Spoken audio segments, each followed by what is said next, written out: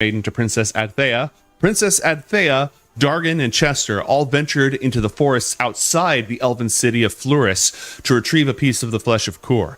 The way there was difficult.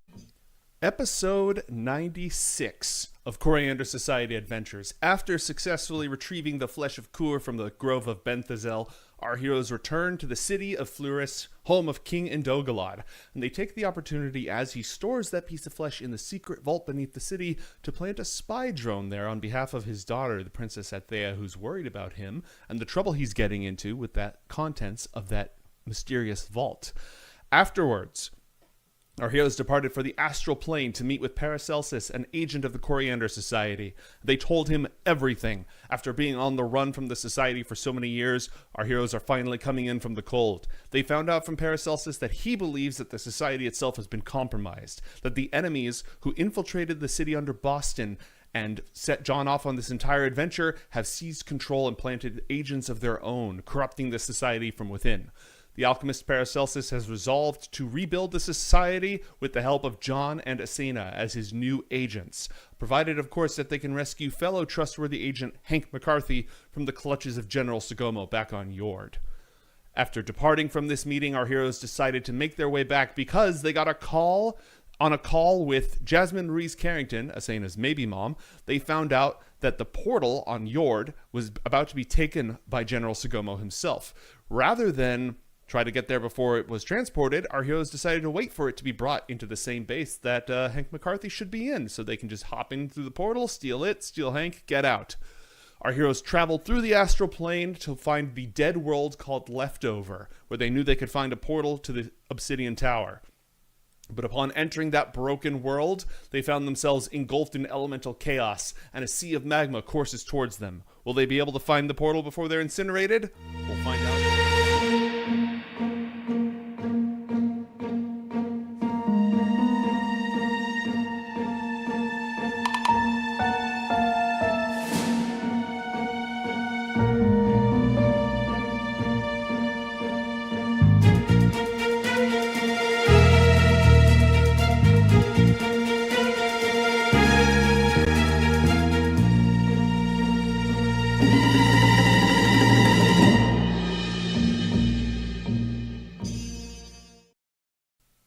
Welcome, everybody, to Loriander, episode 96. Tormented by Gnomes here, your host, your game master, joined by Ninjaman Matt and Podzivore. Matt, what's up?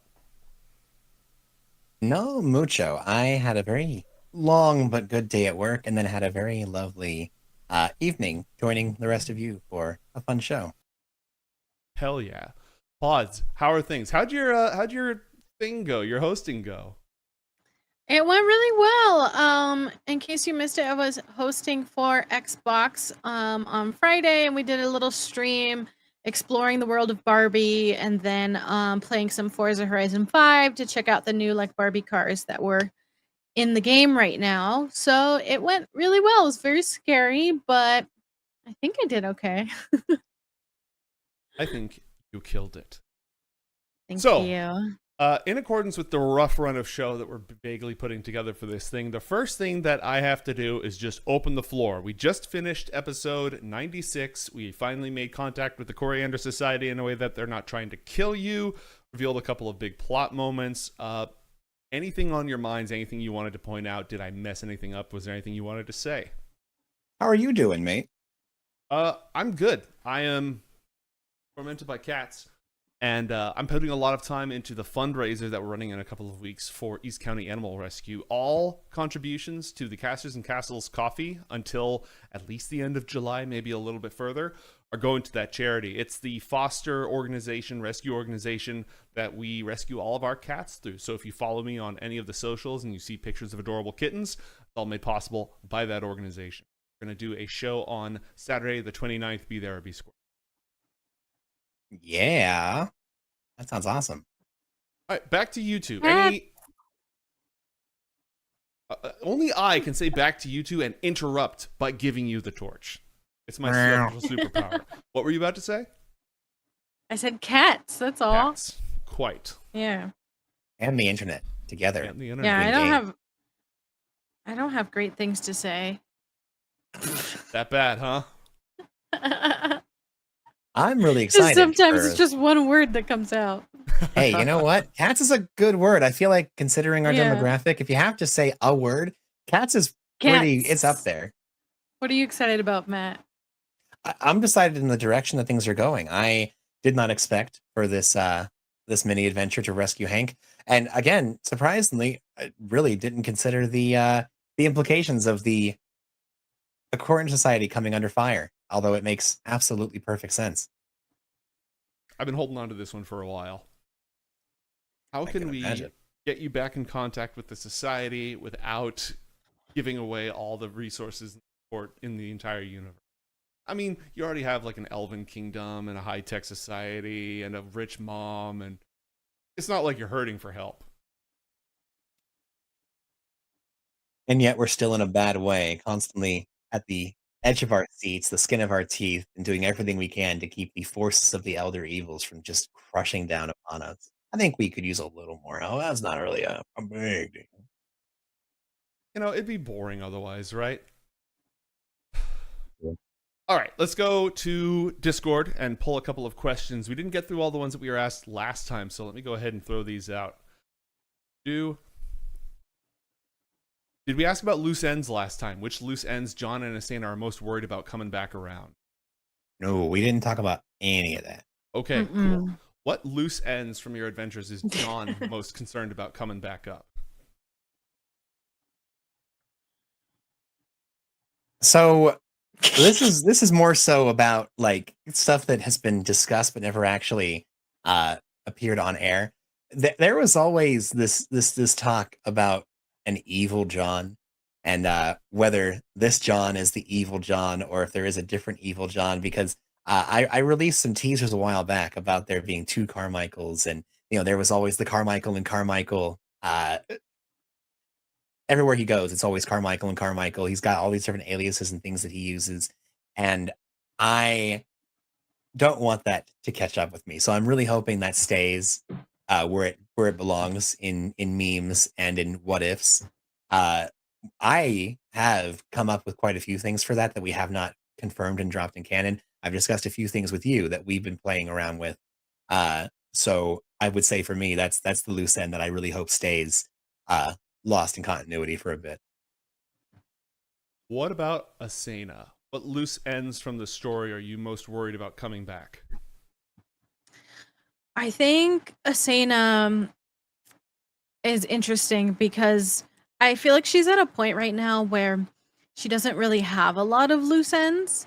We kind of tied up everything like really nicely. Mm-hmm. And that's kind of the scary part, is that now Asana has to figure out what else she is beyond Yord and her past. I guess maybe if I have to answer the question, it would be the whole like her being a lounge singer has not really come into play. Mm-hmm. So when we go back to that, that's gonna be scary, but we'll handle it. We'll handle it. We've got plans for that. What am I most It's afraid quiet. of coming back up? Too quiet. Anything we remind you of? Yeah, literally anything that I've forgotten about, and any items or special abilities that you pull out that I'd completely forgotten about that absolutely throw a wrench in the works. So I live my fears every single day on this show. Yeah, I don't think it's fair if you told us, because I'm sure there's some things we've forgotten about that you're like, please don't. I hope they don't remember. Let it lounge in continuity error. Most of the time, I get reminded of those when you remind. I was looking for a name when Asana had called the bellhop. I was furiously looking through my notes to find a name. Jasper and Yeah. Horace. I was trying to make sure. I was like, wait, did he remember that she browbeat him last time and that he's supposed to respond yes, ma'am, and how high? So for a moment, what I was gonna do there is the guy who answered the phone was somebody else, and he was gonna Jasper or Horace was gonna like shove him out of the way and take over the call. But I guess I just wasn't like, I didn't feel like I could step into that voice exactly in that moment, so I just went straight to mom. But I was absolutely thinking it. Okay, good. Yeah, no, I had not, for once, I had not forgotten. Nice, I'm so proud of you. This light, it only wants to work for an hour and a half. I need to turn all of mine off so we can go into full film noir mode. Ooh, okay, yeah, let's do What it. the heck? I love that idea. You can only have one. I'll hold this one here. There we go. Looks like a little spotlight on me. This just looks like pasty mode. This just looks like basement dweller late at night mode. This doesn't look Yeah. noir at Yours- all. Yours didn't work so good, mate. No, it really didn't. I'm turning mine back on. What I should really do is turn them into red mode. I don't want to get up, so I'm not going to do that. We can do that later. Do a Yeah, dramatic I need to monologue figure out how down to the change line. my lights. I have green and white. I need to figure out how to do more. So when it's green, you turn the not the one knob, you turn the other knob. Oh, I think probably. Yeah. I'll play around with that. I was going to say that's a new special effect for Lighting you to abuse 101. every single time. Yeah. I'll play with my knobs. That'll work out great. Is John more fearful / intimidated? Doesn't have to be scared. Could be in like most respect in a fight. By the Coriander Society or by Tiamat? This was asked last week, and so that answer may have changed. So here's the thing. If it's just the Coriander Society, Tiamat, hands down, easy. Tiamat's a freaking vengeful, infernal dragon god of you obey me or you die. John's been on the run for the Coriander Society for how long now? And I don't really fear much from them. However, the possible new heads running the show in the Coriander Society, like the maybe Hydra, yeah, that's a little more terrifying because I would say if you asked Pact Malefect or Tiamat, it would be Pact Malefect. And so this is very, very similar. Valid. Has Asena thought about whether you may have to or want to fight Bultharius? No, definitely not. Hasn't crossed her mind? No. If it came to that, is that something you think you'd be capable of? Push came to shove.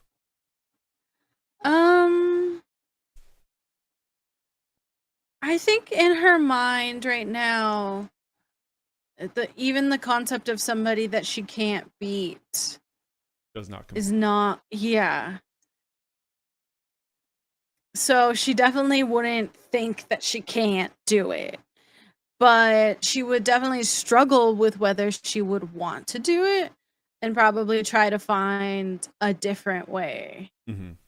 She's not going to want to fight him without first understanding why she is what she is and what their connection is. But yeah, I hope I could do it without killing him. And I hope he's not bad. I don't know anything about him.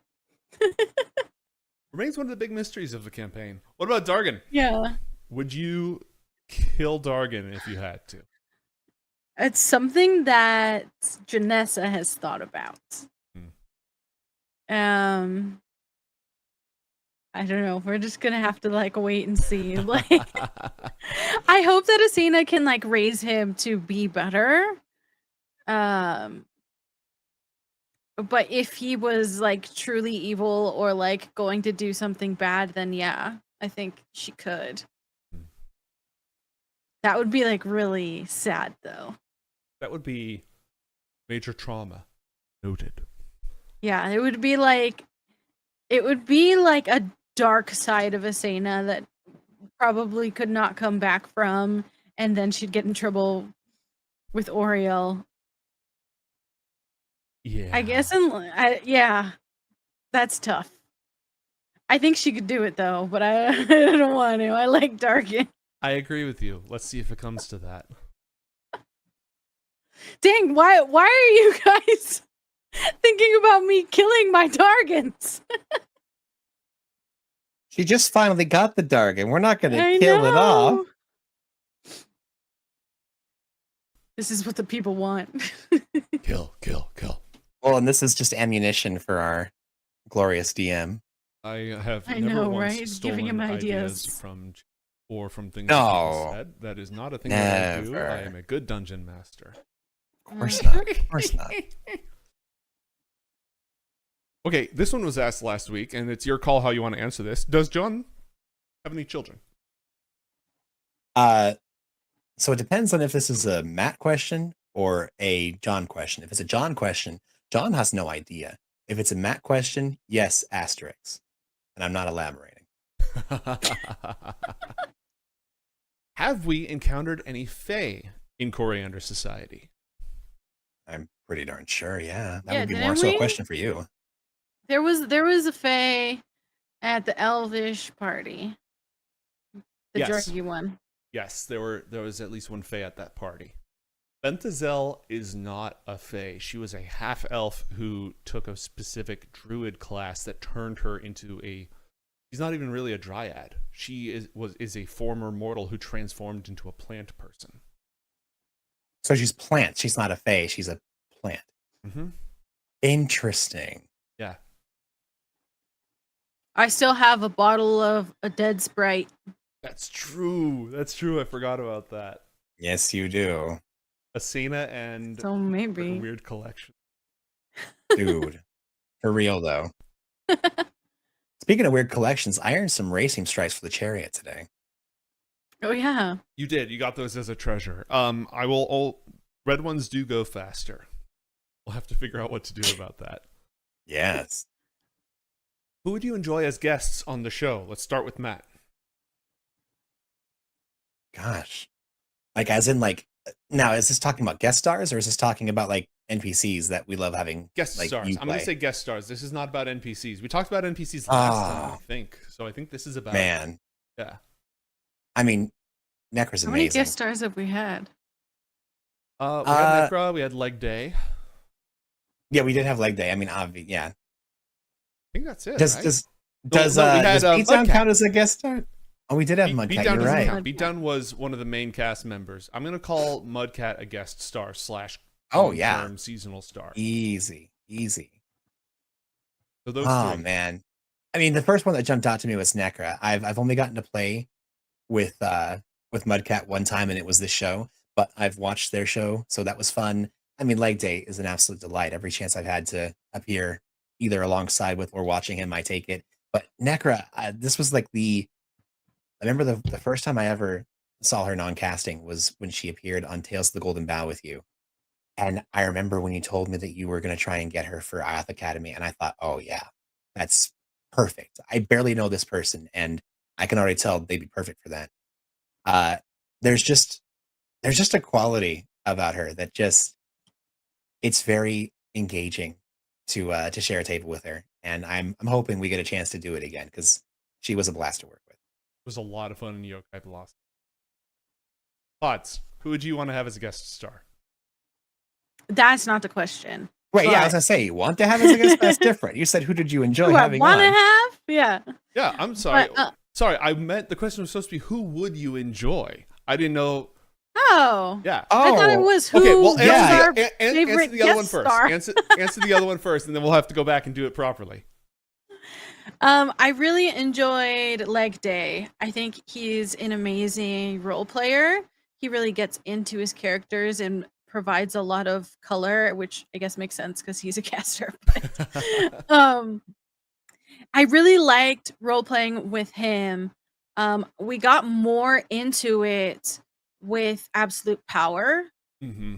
which Oh, was yeah. not Coriander. So like I feel like in the Coriander one, Necra's character got to shine, but I wanted to see more from Leg Day.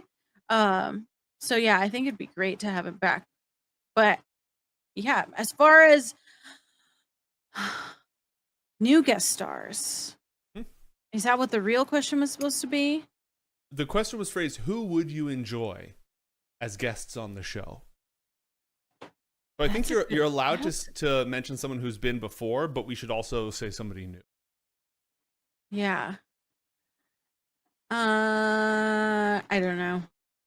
I really don't know. There. I mean, whoever you're thinking of, we've probably knocked on their door. Yeah, like I'm thinking of people that were asking, so I don't want to like say their names, but right. I am looking forward to adding more guest stars to the show because I think it just adds another layer. Me too. 100% agree. I would say, in terms of who I would want as a guest on the show, we've already had half the cast, so I think we should finish off Ioth Academy. Even though they're already on the channel so often, I've had the pleasure of now getting to play with Necra Leg Day, and I mean, Lemon Key was amazing. I would love to have her on Coriander, but I have never had a chance to share a table with Crowan, and I would jump at the opportunity. I love the way that they get so involved with their characters, and everything they do is always, I'm not going to say so serious, but you can tell that they take the process of having fun seriously. They roll with the punches. They're willing to take the good with the bad, even so far as to seek out the bad to tell a better story. And I freaking love that. So yeah, that would be a joy. Agreed. I can probably make that happen. I'll see if I can make that happen. Also, The Rock, because my wife loves The Rock. So if we can only get Dwayne Johnson on here, I mean, Oh my come on. gosh. I was gonna say Mark Hamill, but that's also a good choice. Oh, She would lose her freaking mind. Did the different worlds our heroes visit start out connected, or did they get connected by an event or outside force? So that's a or question, I think, mostly for me. In my head, they have always been connected. Most of them have always been connected. Some of them have been severed from each other, or their relationships have been changed by an outside. What happened to the Obsidian Tower, for example, or the world of Leftover. But worlds being connected is a natural state of being in my head, in the Omniverse, which is one of the reasons why when I do Anakra lore, I talk so much about the firmament and why there's so many mechanics of the world of Anakra that inhibit extraplanar travel between Anakra and other universes, because that is an anomaly compared to the norm, which is that even though the magic that allows this travel isn't usually super common, it's just normal for them to all coexist in this cosmic soup. Last year, year before last, actually, we did a non-denominational corporate holiday episode where John and Asana had to do gifts. And we had somebody who wants to know who would be on an updated naughty and nice list. Like based on the adventures we've had since then.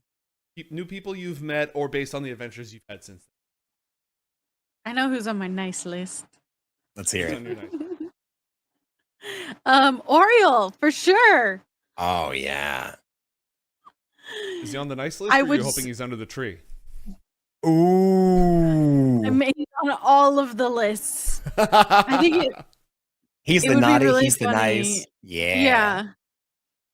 Asana's probably gonna like go deliver him a present, and then he's gonna get upset that like we're celebrating a non-denominational holiday.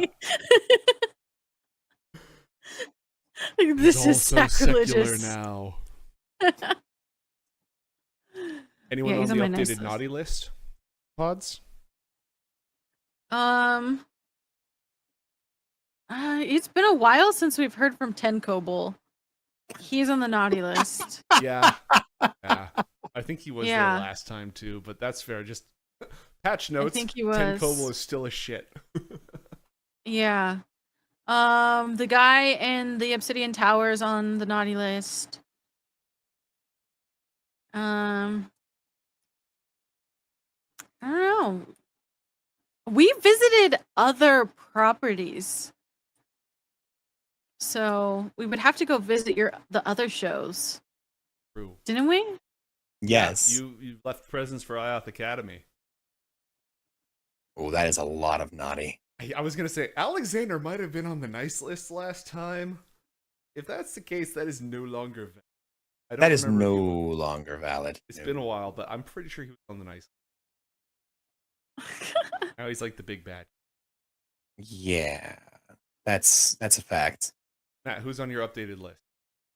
Well, considering they were there, we didn't really know them. Obviously all of the big bads that we've encountered. There was the boss of the fire giants and the rest of their ilk. They're ridiculous and hilarious, but they're on the naughty list for sure. Zunio, no matter how much she goes through, and no matter how many olive branches John's tried leaving her way, she just insists on being a shit. So she's definitely on the naughty list. I can, much like maybe mom, I feel like I keep switching how I feel about Segumo. Segumo ends up on the nice list, ends up on the naughty list. I feel like he would get a present and coal. You know what I mean? Like he just won't pick a side, and that's kind of his joy and his problem. I honestly feel like maybe updating from previously. I think that I think our party's on the nice list. We've had some ups and some downs, but we've pretty solidly decided that we're on the side of we're gonna do good. Oh, We're yeah. gonna do it for the sake of good. No reward necessary. And I'm gonna for now put Paracelsus on the nice list. Which one For of him? now. Yes. And I'll put Dargon on the naughty list mostly because if you gave him a Yeah, chocolate good coal, call. he'd just eat it. He would eat it. Yeah. Like it would not matter to Dargon. No. Have How do you matter will know? consume. Because it's full Maybe of you want energy. the It has, present. it has high energy capacity. He would consume it and it would fuel his inner fire. We are coming up on the close for our episode tonight. Any closing thoughts or anything from our talented cast here? Closing thoughts. Gosh, let's see. I just want to say that I'm not in a rush, but I'm certainly looking forward to what we have planned in the future. There are quite a lot of gears turning, many moving parts in the works, and a lot of what was brought up today is surprisingly quite a few things that are going to be touched on in the coming weeks. So I think for me, closing out with I am very much excited and very glad that we're doing these Coriander episodes. Looking forward to them continuing. And I need Papaya Tree to be a thing. So regardless of who's watching or between the two of you, I need y'all to Did get we on board. explain it? No, we have not explained it, and I feel like we should not explain it. I think that this is a community mystery that needs to be solved, and the clues are out there. They have to solve Papaya Tree. Exactly. Why is Papaya Tree so important? They'll need to find that out. We're not going to say too much more because you're all pretty good at discovering this stuff. So you'll get there. Trust me. We're gonna put it on the tinfoil patches. ever. Worst or better? I'm getting out of here. Good night, everybody.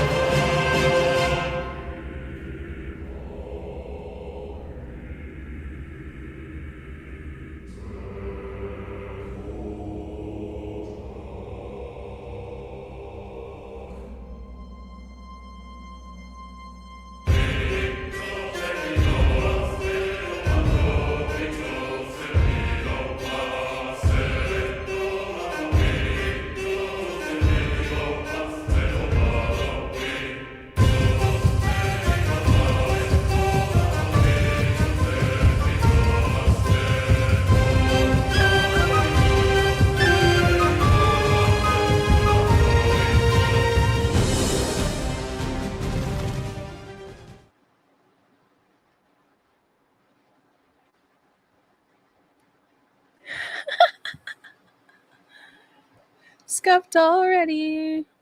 Uh. Voice mod updated. None of this is my fault. Oh, well. Yeah, Yeah, I you did. can have that. All right. Back to the top and then to my badass intro.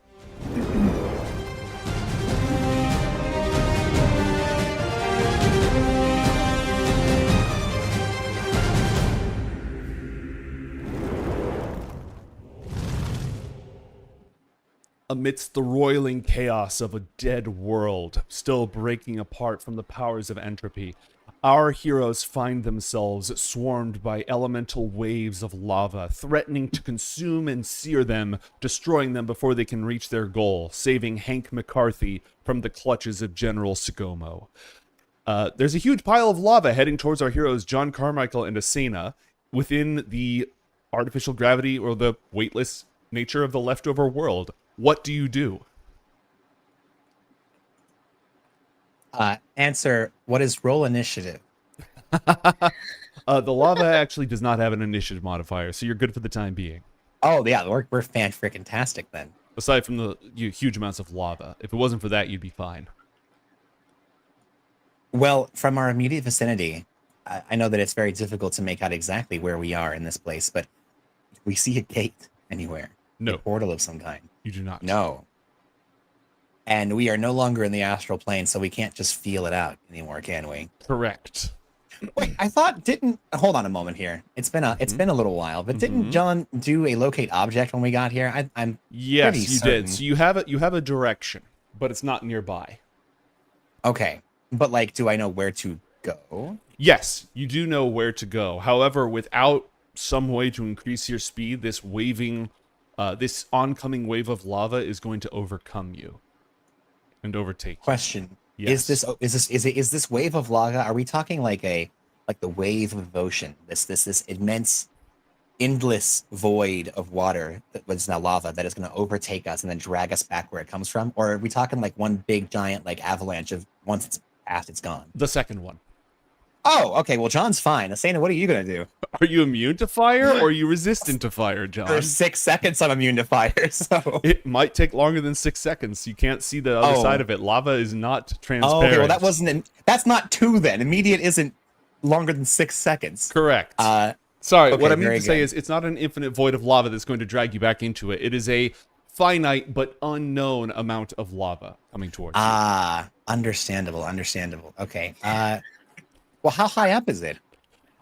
Imagine like the entire horizon coming towards you. Like, What? oh, It's so not. there's no. It's not ground lava? It's not. No, it's not ground lava. There's no ground here. You're in the ruins of a broken world. This bubble of lava, this enormous bubble of lava, is heading towards you. I would say it's at least several hundred, if not possibly a few thousand feet wide. But the other thing is, Matt, is that it's not just this ball of lava heading towards the two of you. It's like the leftover pieces of this world spontaneously just rippling into lava within a distinct area. I see. So it's really less a wave of lava and more so everything heading towards us is turning into lava. Right. Now, if you were able to, say, cast like a teleport spell, that would get you out of the lava. You know, that would be far enough away that you would be like, we're not in the lava anymore. But just, I'm going to move 200 feet or whatever, that's not going to cut it. So I am open to suggestions here. You're not completely blocked off from creative solutions, but it is a problem. How long do we have I would before this say wave of lava arrives? 4 rounds. What about 500 feet? Yeah. 500 feet might do it. What about if we chained 500 feet to be 1,000 feet? Then you could probably get clear. Well, then Where I would think we go? Literally any other direction. anywhere else, it doesn't matter. You know where the lava is? We want to go not there. Not there. Yeah, exactly. Perfect. Yeah, I feel like wherever the direction of John's tracking spell is, he points in that direction, and Asena and John make this connection. We look into each other's eyes, look down at our companions, and realize we have to go beyond. We have to go beyond Everybody the veil. hold hands. And we do just that. Okay, so what exactly are you doing? Describe it in game terms. Call your shots. I think that I think that Matt and Janessa should say it at the exact same time to make sure we both realize that we're on the same page. Are you thinking ready? what I'm thinking? Okay, this is like high pressure. Okay. Okay. 3, 2, 1. Dimension door. door. Oh God. Okay. Good. Oh, okay, yeah. Okay, all right. I think we were all on the same page. That's fine. This is completely fine, but yeah. All right, cool. Okay. Yeah, I we're both clicked gonna. it. I clicked it just for Ooh, fun. me too. Bam. We both have it. All right, so both So of you. we're gonna wait cinematically until the lava is just about to just apparate in our form, and then I think John is gonna take initiative and hit it first because he trusts Asana to where if things go wrong, he can just pull them into the astral and they can try again. Okay. Well done. The two of you are able to teleport up and around the enormous wave of lava, which passes. But it takes like 8 minutes to flow through. Oh my minutes! Yes. Oh my gosh. Oh my goodness! This entire dying world is just a pile of elemental instability. Bits and pieces. Yeah, like you that weren't was probably the kidding. planet's core, or like the memory, the echoes, the elemental echoes of the planet's core, right? So it's finite, but it's, you know, it could be several miles in diameter. Who knows? All right. Okay. Very glad. Good How solve. was that? Oh. Okay, well, that was easy. As we're just floating there for 8 minutes, John starts flipping through his phone, and he's preparing exactly how they're going to be able to get through once they are able to locate this arcane circle amidst this teleportation ring. John took a picture of it last time. He actually took an entire 3D analog of it with his dual disc. Of which location? The portal. Okay. Last time we were here. The portal And so- from leftover to the Obsidian Tower. to the Obsidian Tower. Yeah. Got it. So he's going to make sure he's ready to figure out how to use this thing. It should be as simple as just walking through, but considering this place is almost done for, I think he's very quickly trying to figure out if there's any way that he'll be able to salvage this thing. Mhm. And so I know that if he's able to kind of brick by brick take the important parts of this, he could try and reassemble it somewhere else. It might not perfectly work unless he does it exactly right. So he's trying to make sure that in this small precious time that we have with the immense lava flow just washing right by us like a really breezy little Sunday afternoon of floating in nowhere, John's ready to try and see if he can stuff some of this portal into his bag of holding. Well, and Asanas. He's gonna have to use the Asanas as well, very likely. We wish to consume the glowing lights. Dargan speaks up to Asana.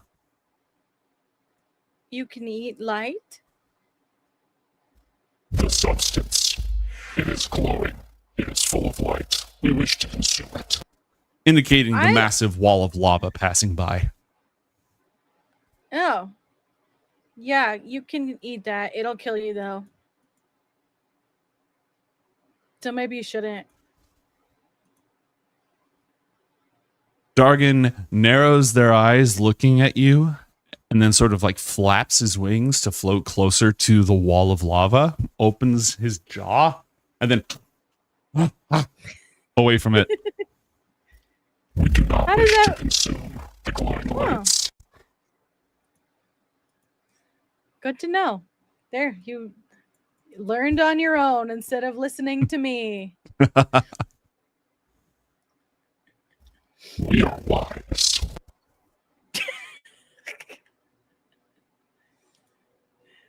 You now have knowledge. Okay. Well, are we supposed to go to that glowing light? Once the wall of lava passes, you're able to continue navigating. And Asana, you've seen this place before in John's memories, and I think that you may have physically gone here before. I'm trying to recall, but it's Yes. like, again, not just a planet exploded, but a universe exploded, and so space and time are somewhat mixed up as well. It's not just Alderaan after the Death Star blew it up.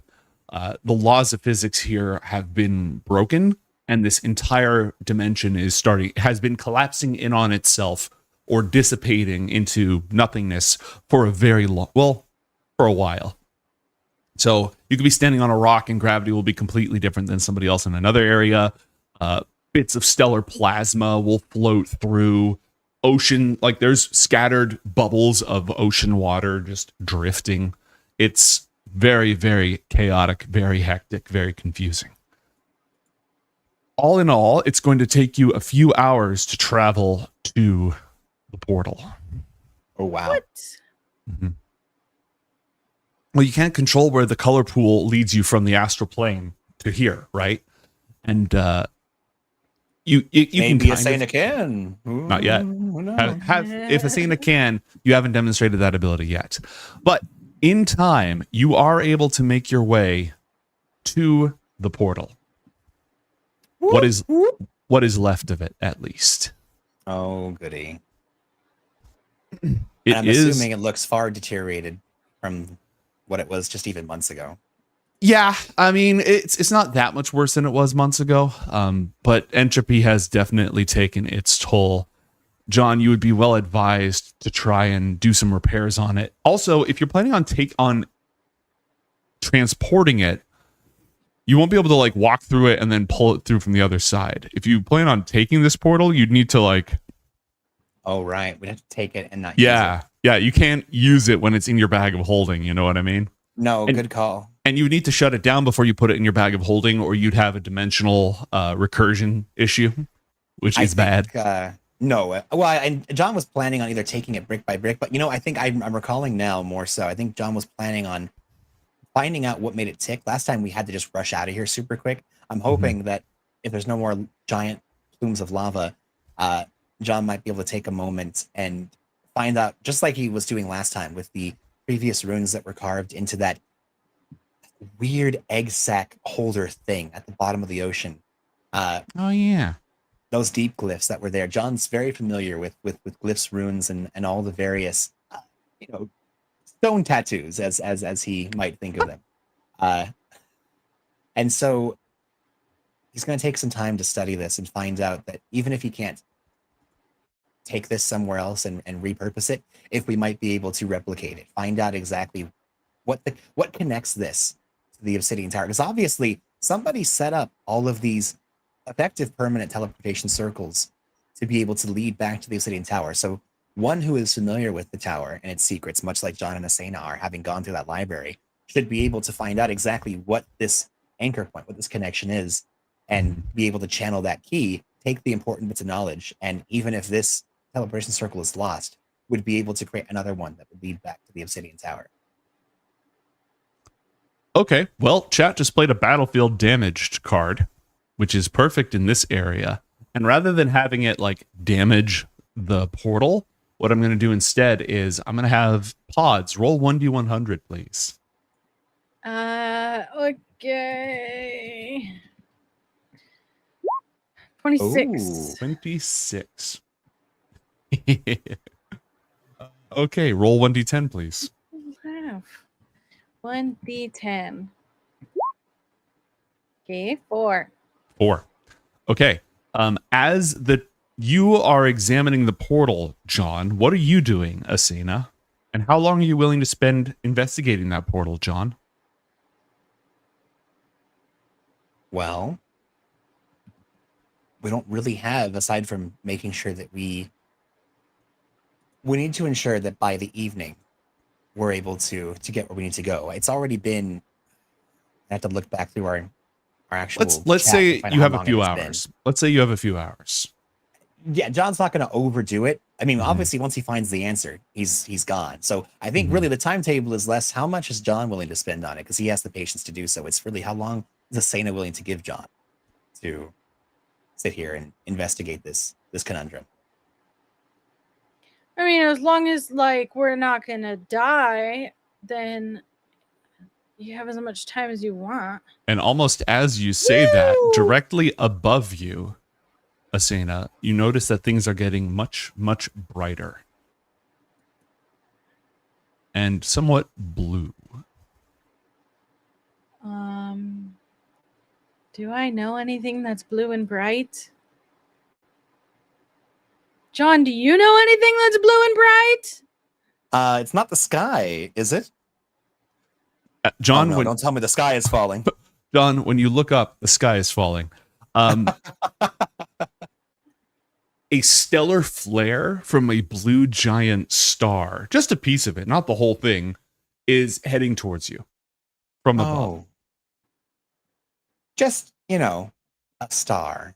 It's only a piece of a star. It's only like an offshoot of stars. It's just some thermonuclear plasma. Probably not super healthy for the portal if it hits it, though. I was going to say, it just so happens to be headed here, is what you're saying? Yeah. Interesting. Let me see what I have. What is star made out of? I mean, it's question. This is Asena or this is Janessa? Because they have a very different solution depending on who this is. Wow. It's Asena. Okay, good. That was the Asena voice. She was using the Asena voice. It was the Can't you Asena tell? voice. After all this time, you can't tell us apart, Matt? Gosh darn it. Well, it really depends on exactly where that came from. But regardless to say, it's not good. And John is going to turn to Dargan. I'm pretty sure you can't eat it. So we either need to find a way to protect ourselves or abandon this position and get the heck out of here.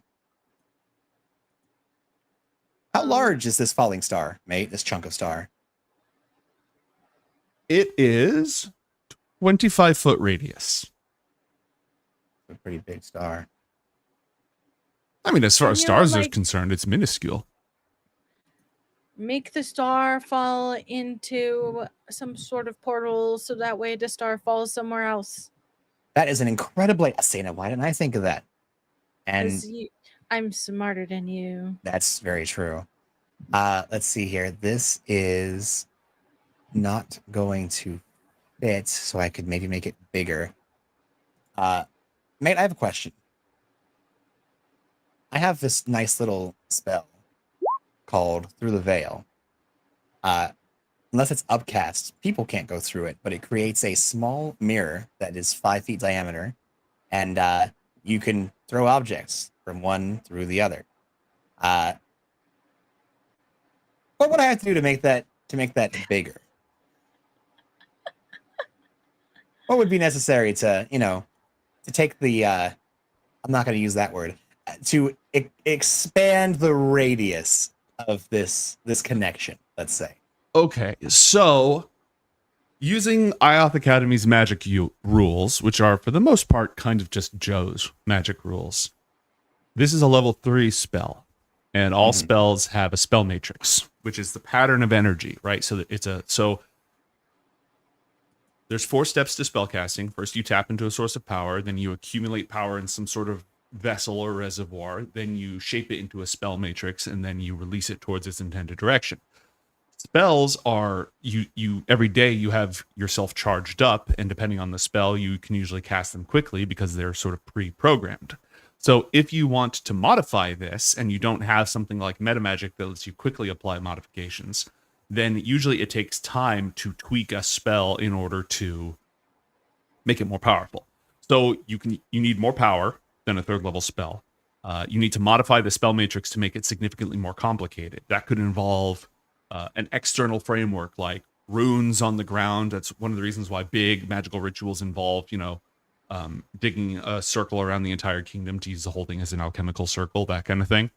So you're effectively going to very quickly need to expand the spell using more power and some other way to make the spell matrix more complicated and to edit it on the fly, which is not usually easy. It's like doing nuclear equations without, all the math done ahead of time. It's not usually easy, but as a point of order, John is used to doing this. He's modified spells on the fly in the past. Yeah, this is theoretically possible for you. I would just need you to go give me some flavor on how you accomplish it. Well, Perhaps with generally, Asena's assistance, depending on what you're going to do here. yeah, I mean, generally, John would modify spells by taking 2 spells that he would like to apply and taking bits and pieces of both of them and combining them together to get what he's looking for. If he's able to call upon Asena's aid, he absolutely would, and apply that to increasing the spell matrix. My thought is this: depending on how willing and able Asena would be to assist him with this, John would want to pump up the energy of the spell matrix by having her help by pouring her own focus into it, her own will, her energy, in order to supercharge the spell. He's able to see the feats of supernatural strength and agility she can bring to bear when she focuses on something, and this would be merely a different application of that. In You addition, want me to punch your spell? it's less about you know how you're able to do the boat thing. You can make wood. You can reshape and fuse wooden natural objects together. Yeah. It'd be like that. You would just take that and you would help reshape and modify the use of my spell.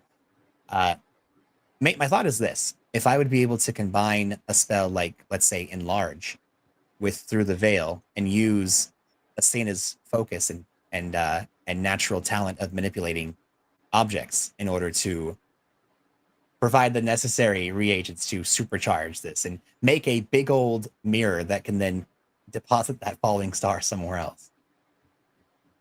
Normally, I would have some problems with this, but because Asena has astral powers and can manipulate teleportation and teleportation spells, I think that could definitely work. It will require some focus points from Asena, as well as careful concentration on her part, as well as spell energy from John and a successful Arcana check. All right. Well, you tell us the order of operations and we'll give you what you need. Yeah. How many Okay. focus you need? How many are you willing to contribute? Uh-oh. Because you 3. don't... 3? Okay. Yeah. All right. Asena, Is that- roll a wisdom check for me, please. Okay. Wisdom check. That's somewhere very close by. Next to your wisdom score in the top left, you just click on the word whiz. All right, a 13. We're going to let that ride? See, the way you phrase that question makes me think we should not. That's a Let it completely neutral ride. question. All things like inspiration, etc., luck points, blah, blah, blah. All of those usually work before that you know the result of the roll. So I haven't told you the result of the roll yet. So I'm merely fulfilling my job as the arbiter of the rules. I Also- could re-roll it. Statistically, you've rolled a 10. That is the slightly better than average of what you could have done with this. Do you Actually, think really 10 too and much 11 better? are both the so it's slightly Yeah, I worse thought it was like of middle. average. Yeah, it's exactly middle, but the worst middle. Do you have to challenge everything I say? No, but I do because it's fun. I'll spend an inspiration to roll Alrighty. again. Alrighty. Risking it for the. Do I get to biscuit in keep the it. higher one? Yes, you keep the higher roll. Okay. That's a good question. There. 19. Okay. Oh, statistics be damned. To get it. 3 focus as you sort of apply your control over astral fields to the spell that John is projecting. You're used to messing with John's spells, but normally you're not interacting directly with the spell. You're more interacting with like the thing the spell creates. This is a little bit more complicated and a little bit more abstract, but it's just another form of astral energy. So yeah, you are able to grab onto it. John, you're applying an enlarge spell and you're applying a through the veil spell to this, right? Correct. Yes, that's right. Is there anything else that you're applying here?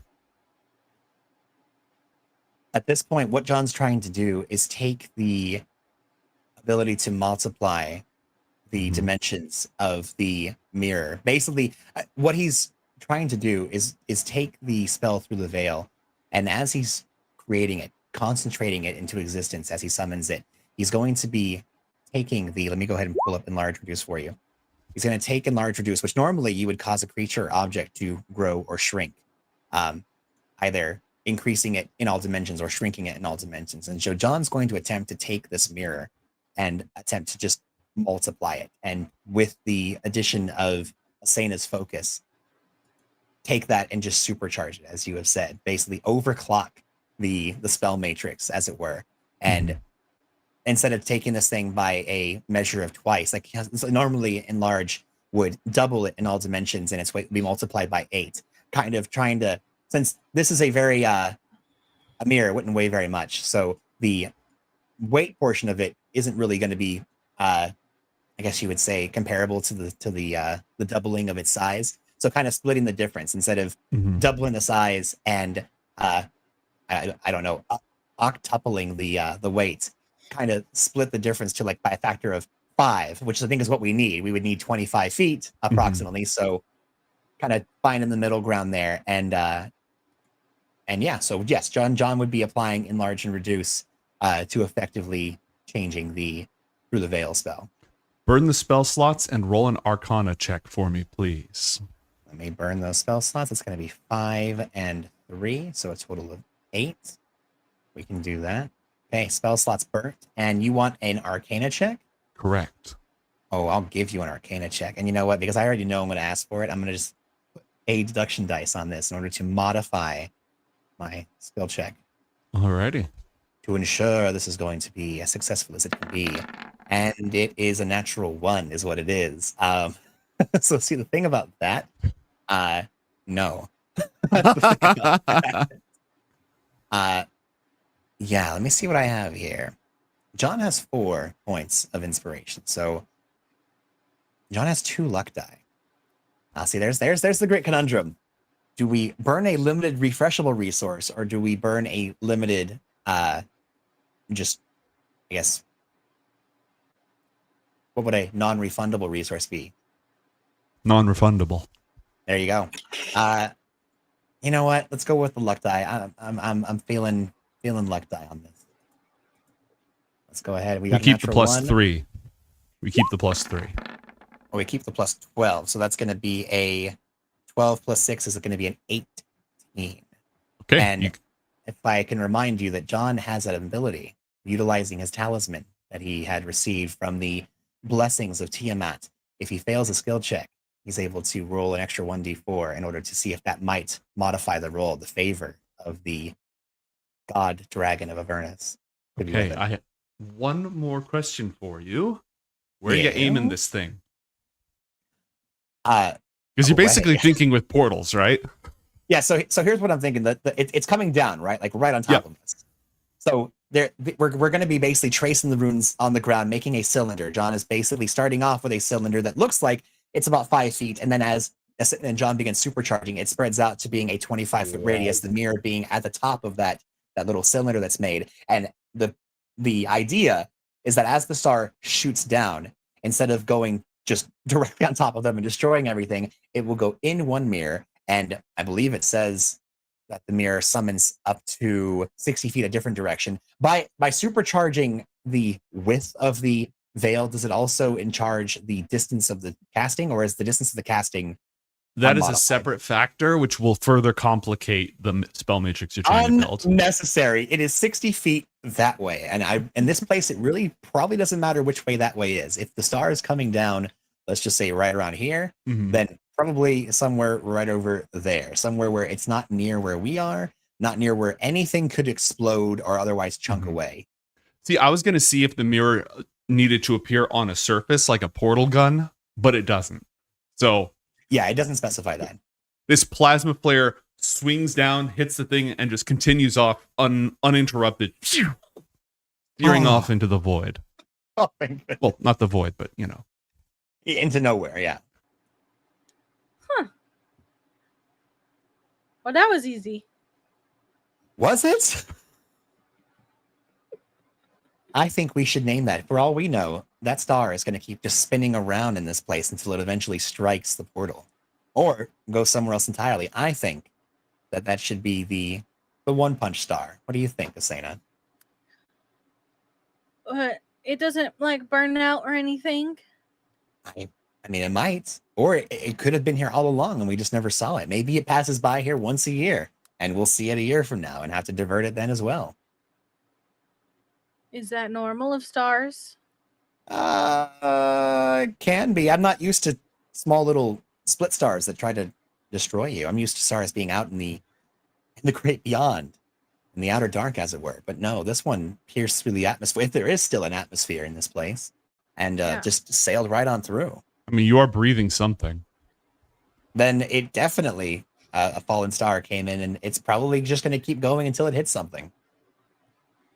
Huh. Maybe it'll leave. Maybe it'll pierce out the other side and just keep going. I wish we could know what it's gonna hit. Oh, but we can. Not you and me, but our counterparts. What do you say? Gnomes, where's that star going? What do you mean? Like a cinematic cut? As the star flies away, it pans off into the distance from our heroes and just keeps You going. see this little rock, and there's a hut built on it. As the last survivor of this dead world, humbly tends a garden that's been carefully scraped together from various soil and such. And whoo, this is such hard work. Walks to the other side of the imperiled innocence. Oh my God, chat, why are you the way you are? Somebody saw a shot and they had to take it. Oh my gosh. Oh my gosh. All right, so here's what I'm going to say. This, like, poor soul who survived the destruction of their entire world walks to the other side of their little asteroid, because that's where the well is, right? They've just got this little rock, and they've managed to get some atmosphere around it, and there's some water in the middle, and they've managed to, like, chip together some soil and fertilize it and stuff. And they walk over to the other side, and then for a moment, just everything around them is glowing, and the whole rock just starts spinning, and they cling onto it wildly, and when they finally, like, managed to crawl over, their little hut and their field have been completely turned into glass by this plasma flare. No, it's a gnome, by the way, right? I wasn't going to make it a gnome. gnome, but it might be a gnome. It kind of feels like a gnome. I'm adding this to the lore. They're going to show up later as a villain. Yeah. No. We saved you. We made a giant mirror. But it blew up. It wouldn't have blown up my house if you hadn't pointed it that way. Yeah, but See then a you didn't butterfly go effect. splat. But you didn't go splat on the thing. They weren't even on a collision course. You sent it just somewhere else, right? They were somewhere else. This never would have hit them if you hadn't redirected it. Oh, wait a What minute. I were thought we you said to do? Die? You had no idea. This is a cut. You asked for a cutaway to what happened. This is what happened. Wait a minute. I thought I maybe misheard. Wasn't the gnome with the little world on the floating falling star? No, they were on the falling star was a ball of plasma. They were just living on a little okay. chunk of rock somewhere that they survived, and their I house see. just got plasmid. I misunderstood what was happening. All good. I thought this All was a good. really cool, like, elemental gnome that was just like living on this curated piece of fallen star. No, it's just a normal ass gnome. Just a normal gnome, normal space gnome, just There's space curating gnome their doing rock. space gnome things. How unfortunate. All right. Well, you can spend some time studying the portal, and you can spend some time reactivating it. And I am going to call for another Arcana check to make sure that you activate it successfully and that nothing explodes. Sena, I'm so glad that we diverted that falling bit of plasma to go absolutely nowhere. It didn't affect us or anyone here of any of importance. And we Everyone- never have we to did worry about it really again. good work. Now it's just gonna fizzle out and not harm anyone. we diverted it somewhere entirely devoid of rock and substance. It's never going to be a problem ever again. See, Dargan, let that be a lesson to you on what good things we do in this universe. Always intervene when you go to a different world. Your actions have no consequences if you aren't there to find out. That's exactly what we learned today. As long as it's So, actually meaningful to us. If it doesn't happen on camera, it never happened. That's right. I'll go ahead and make that Arcana check, boss. Mm-hmm. Take off the deduction die. Let me roll the Arcana check. Ooh, where was that 20 minutes ago? Okay, good enough. Good enough. You managed to piece things together, find some extra, like, okay, there's some physical damage to it because the physical structure is part of the spell matrix. So we put some rock in there and use mending to meld that. And then there's some arcane manipulation that needs to happen. Plug in some like a car battery, an arcane car battery to this part here, and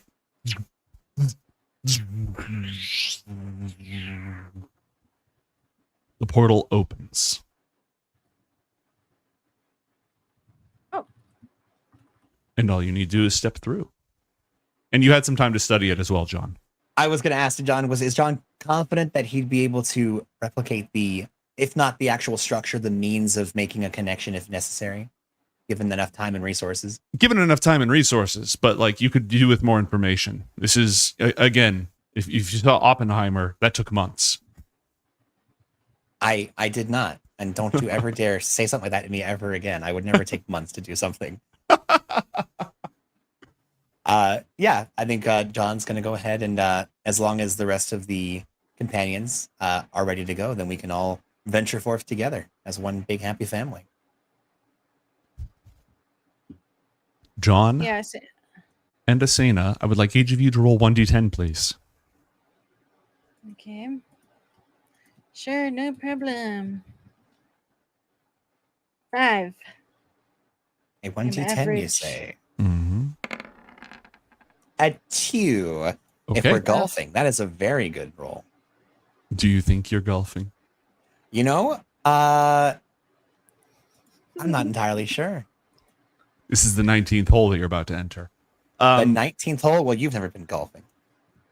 No, you know what? Never mind. Would the two of you like to? Would the four of you like to enter the portal? Well, I Yeah. can't speak for my colleagues, but yes, I think we do. Okay. Stepping into it, you can tell that the connection is tenuous. After all, a portal like this relies on many things. Sympathetic connection between each point where they're sort of attuned to each other. But also, these portals are designed to use runes as planar coordinates. Which universe is it connected to, and how do those universes interact with each other in the great cosmic soup of everything? And Leftover is borked. And so those coordinates no longer work for it, which is one of the reasons why repairs are necessary, not just to the physical thing of it, but because the variables, the coordinates are constantly changing as Leftover continues to decay. So the vortex that you pass into is turbulent. John, as usual, barely notices. Asena, as you enter this astral vortex, going right back into the astral where you were only scanned hours ago, it's a bit of a rough ride. This spiraling tunnel of astral wind is dark and racked with psychic lightning and just sort of turbulent as you make your way through. I'm going to assume you don't break out of it and strand John in the astral plane again, but I don't want to assume. No, I won't break out of it. Okay. And so, from the world of Leftover, our heroes return to the Obsidian Tower. And There we are. lurking just outside the flickering lights of the portal as it sputters to life and then flares out again once you pass through. A dignified entrance as always. You know what? He does only mental communication.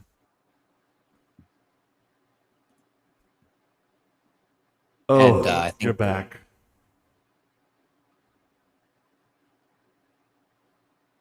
What? No, a dignified entrance as always? You're losing your edge, Anonymous. And we're not here for you, so you can go back to whatever it is you do as a chambermaid. And you can go back to whatever it is you do as a nuisance. Understandable. Have a nice day. Elsewhere. No, I think we'll remain here for quite a bit. Thank you. Where are the John's gonna start just kind of wandering around looking for the computer, the dark computer that they found last time.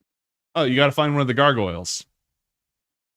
Asena, what are you doing? And Dargan sort of looks around. Dargan has never been here.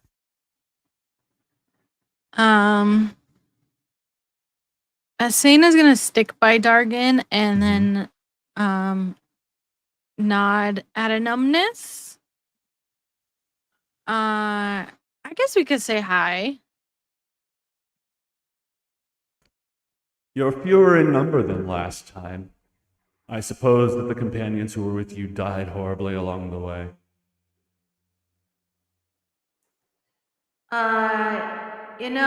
If I say that they did, does that count as me killing them? No. Oh. Roy could just use that as credit to like look in the book, you know?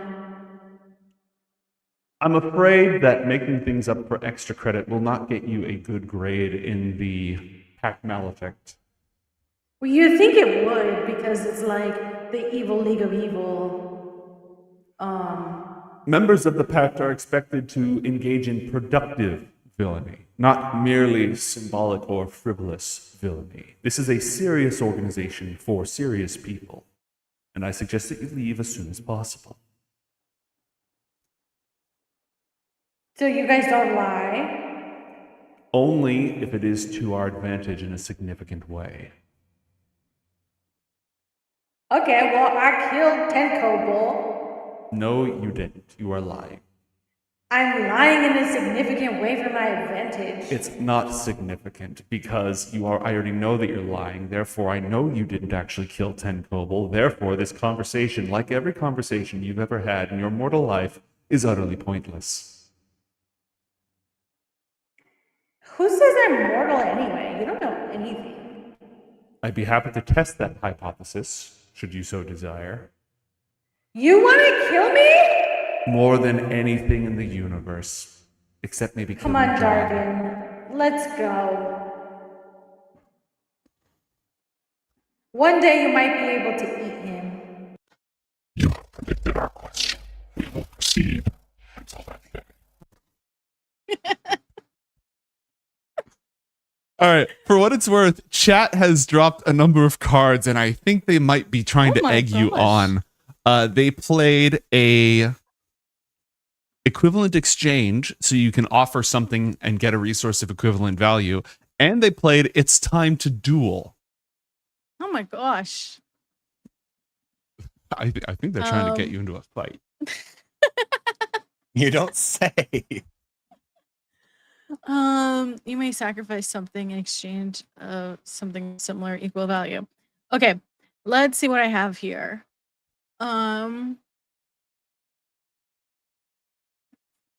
Gosh,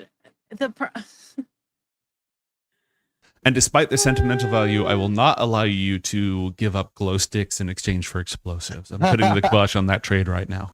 What about wooden spoons? Okay, that's a different question entirely. Yeah. I was gonna say, like, what's junk, but like she can make it seem like it's not junk. Yeah. John's playbook. I see what you're doing yes. here.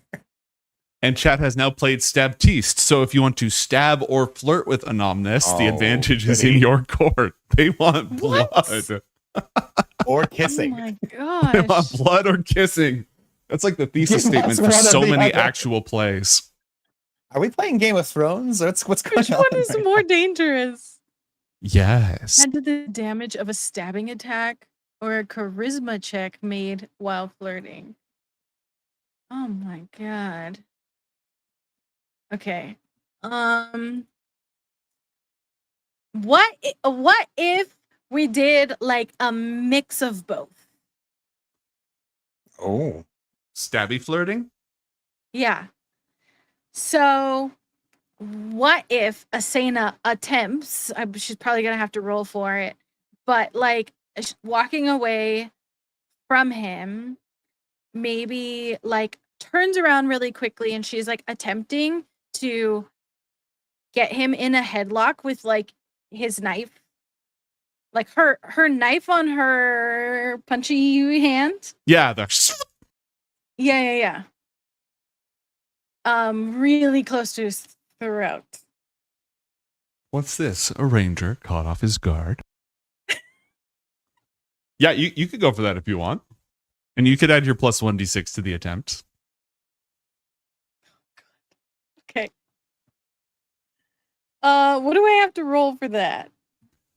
Probably an athletics check, since it's effectively a grapple. Okay. This is gonna go fine. This is gonna go great. Everything's gonna be okay. You got this. We believe in you. Rah rah. Um. And you can add a d6 to it. That's true. Yeah. Why? Okay, there it is. No! Okay, I have inspiration. I can spend. Go ahead. What? I haven't told you if it succeeded or failed yet. Oh, yeah. We don't need that. We're gonna try again. Okay. A 21. That's much better. Play. Yeah. Do plus I 1d6 also as have well. the 1d6, right? Yeah. Roll that. Oh my god, chat. You A 27 6. from a 1. Okay. An intimate stabbing. Yeah. All right. So we still have to make it intimate. Exactly. So as you're walking away, suddenly faster than the human eye can see, you grab the fox-headed demon fiend in a headlock with your blade right at his throat. And so I'm like up behind him now. So I am just going to like whisper in his ear. And she's whispering, but she might as well make it psychic so that because she knows he likes that.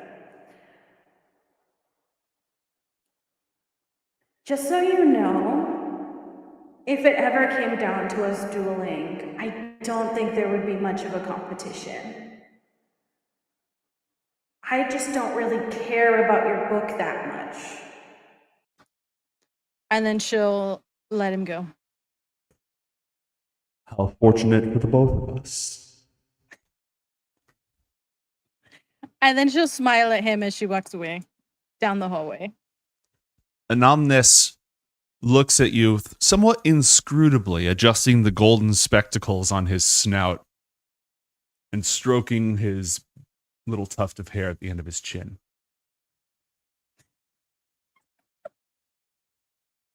And I thought most handsome foxes were silver. All right. John, does John have any idea that any of this has transpired? No, not at all.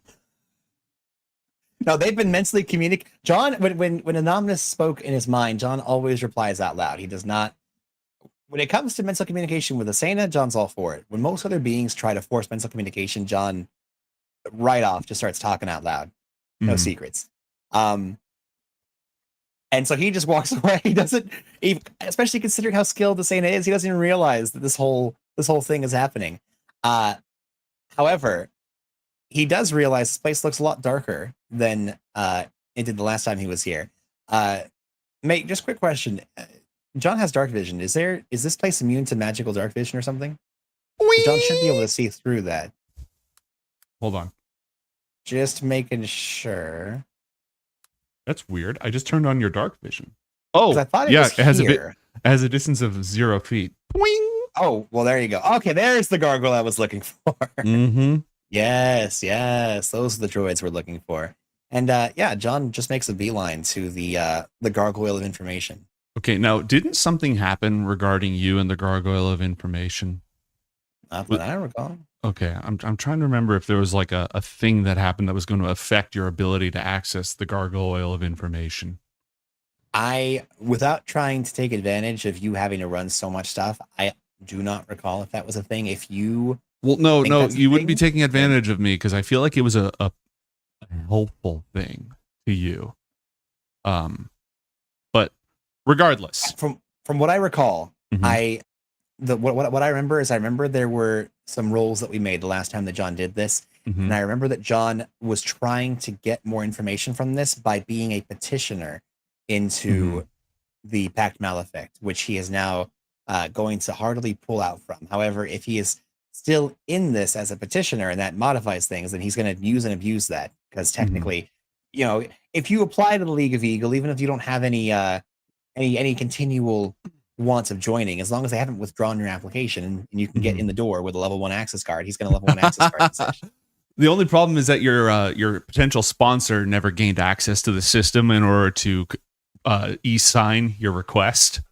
So that's going to impact your ability to draw from that. Right now, John's, I mean, eventually, yeah, he'd like to be able to research Elder Evils, but really, John just wants to make sure that he can try and apply the last, I don't know how long he had spent, the 8 minutes plus however long we were there before and after the falling star, but he wants to make sure that this portal, when it eventually looks like this portal, can be remade elsewhere. John's eventual goal is to be able to kind of hijack this place now that he's not going to be joining anymore. If he can eventually learn how to remake it in his image, let's say, you know, Asena and John are going to be doing the secret society. And so if we can make this base, the secret society base, and like slowly trip all the traps, as Anonymous has said, this is a place where evil things do evil. Well, the evil things that do evil are either spread across the multiverse, never to return, or dead. And so this is basically just a ruin. And I think this is a place where we can capitalize on it. And even if we're not going to join up and restart the evil organization, we'll use this evil organization as our base of operations until some bad guy shows up and says otherwise. Don't get any ideas, chat. All right, roll an John's gonna Arcana figure check out- to hack the Book of Evil Knowledge. Yeah, let me hack the Book of Evil Knowledge. Come on, man. It's just a little hack, not a big deal. Or I was nothing. just setting up all my parameters. You know, we were always going in that direction. I Yeah. just had to make sure that I had all the pertinent information. Absolutely. And Gosh, even darn it. further beyond card has you- been played. Kidding me? Gosh. Well, I need it. So Well, remember, even further beyond, you use a transformation catalyst to achieve an incredible level of power, usually in a scene of high drama. I'm always have you open seen to- 80 scenes from the hacker thing where they come in and they like start just slamming this keyboard in a way that doesn't make any sense? They pull out multiple keyboards, start using 4 hands somehow. you need a Santa to walk over and like you're both typing on the same keyboard like in NCIS. Here's what I'm thinking. I'm thinking that John ends up bumbling this. We let the natural one ride, and John gets locked out of the gargoyle. Like he just completely gets shut down. You think you get locked out on a natural one? You think that's the bad thing that happens? Sure. What's the bad thing that happens? Intruder natural one. detected. Roll a Constitution saving throw against Abi Dalzim's horrid wilting. Alrighty What? then. John's going to The cast gargoyle Counterspell. unleashes. Oh, well, it's a level 8 spell, so give me an intelligence check, please. Understandable. Have a nice yes. The DC is Intelligence 18. check. DC 18. And John no longer has his awesome badass version of that, right? Because he's not a abjuration specialist anymore. Correct. So instead, I would like you to suck on. Oh, I shouldn't have the +8, but a 19. Well, that's fine. Yeah, 19 does it. So, as the countermeasures Yeah. attempt to turn you into a prune, you quickly weave a rune in the air that disrupts the wave of arcane necromancy flowing towards you. And now you're just locked out. And you're not a prune. Congratulations. Thank goodness. Well, John realizes that strong arming this gargoyle is not the way to go. However, I have an ally, and that ally can help me with things like this. We specifically, as a combo, are able to force our way past egresses that don't want to accept us. And so John's going to go find Asena, and his plan is to have her basically be the master to his familiar. John is going to basically insert his consciousness into this gargoyle, and he's going to be downloading himself into the system using arcane methods. He is a spell programmer with both technology and magic, and he's going to download his consciousness into this thing, going beyond. And then Asena needs to make sure that his mortal form does not wilt away and die or get messed up by Anonymous or anything else that could show up here. You're connecting to the evil matrix. Is that He's correct? connecting to the evil matrix. That's exactly right. Actually, if he could bring Asena with him to the evil matrix, that would be even better. Okay. Obviously, this has happened before, and I'm fully capable of dealing with it. But I do want to tell Of you, course. I did not prepare the evil matrix today. That was not on my list of game prep. Well, Dang. I mean, out It of an doesn't mean we can't do entire it. cosmos of possibilities, you didn't think evil Matrix was one of them? No, evil gargoyle matrix did not occur to me. It wasn't on your bingo card today. The only thing less likely than that was somebody flirting with an omnis. Like those are the two. Welcome to Coriander. All right, so you go to find Asena. Asena, where does John find you? I mean, I was just walking down the hallway. Okay. Um, Past the lizardification door. This is the lizardification door, the door that lizardifies people. yeah, we could probably meet in here. Okay. Dargan's following. Oh, just the person I was wanting to see. How's everything going? Hopefully Anonymous isn't giving you too much trouble. Because there's so many other people you might see here, John. Just ignore the ugly man behind the Oh, counter. that was not sent to Asena. That was only sent to you, John. And John still outwardly responds and says it. Oh, I was There's just a- having some fun with Anonymous, but I used to do that. why? What's up? No, it's just I don't know. Things, you know, it seems like over the years, I don't know, maybe it's me who's changed, maybe it's, you know, the will of the cosmos, but things I used to take delight in messing with and engaging with no longer bring me that same joy. I don't know what it is. Perhaps am I getting old? Saying, am I Yeah. getting old? You've been old. What do you mean I've been old? What? Well, I just assumed since you didn't want to tell us your age. I know both you and Gaston thought I was like 100 years old or something, which is ridiculous. Because I mean, look at this complexion. I mean, come on. I I'm use pretty sure product. you're old. Not that old. We've talked about this. Well, then why won't you tell us? I have. I've said it. I think once before. We went over it. How old are you? I don't think we've ever discussed your specific age, have we? Oh yeah, I'm like super young. What is that? Super young. What are you like? I'm like in my early Right. 20s. Oh, that's right. You don't exactly know because of the whole raised in the woods thing, right? Oh yeah. I guess my maybe mom would know. Your baby mom should know. That You should guesstimation that we have- have. You should be able to calculate based on information from that family the exact date of birth of Asena's like physical form and the Uh-huh. day on which her astral form inhabited that body. And it's Well, then there you go. a little I can pull it up later, but it's early 20s. Okay. Can I pull out my phone and text Gaston? Yeah. And I'm voice texting Gaston, when is my birthday? I would like to know. Please look it up. Thank you. You a few minutes later you get a text back, not a voice text. Is this important? Are you locked out of something?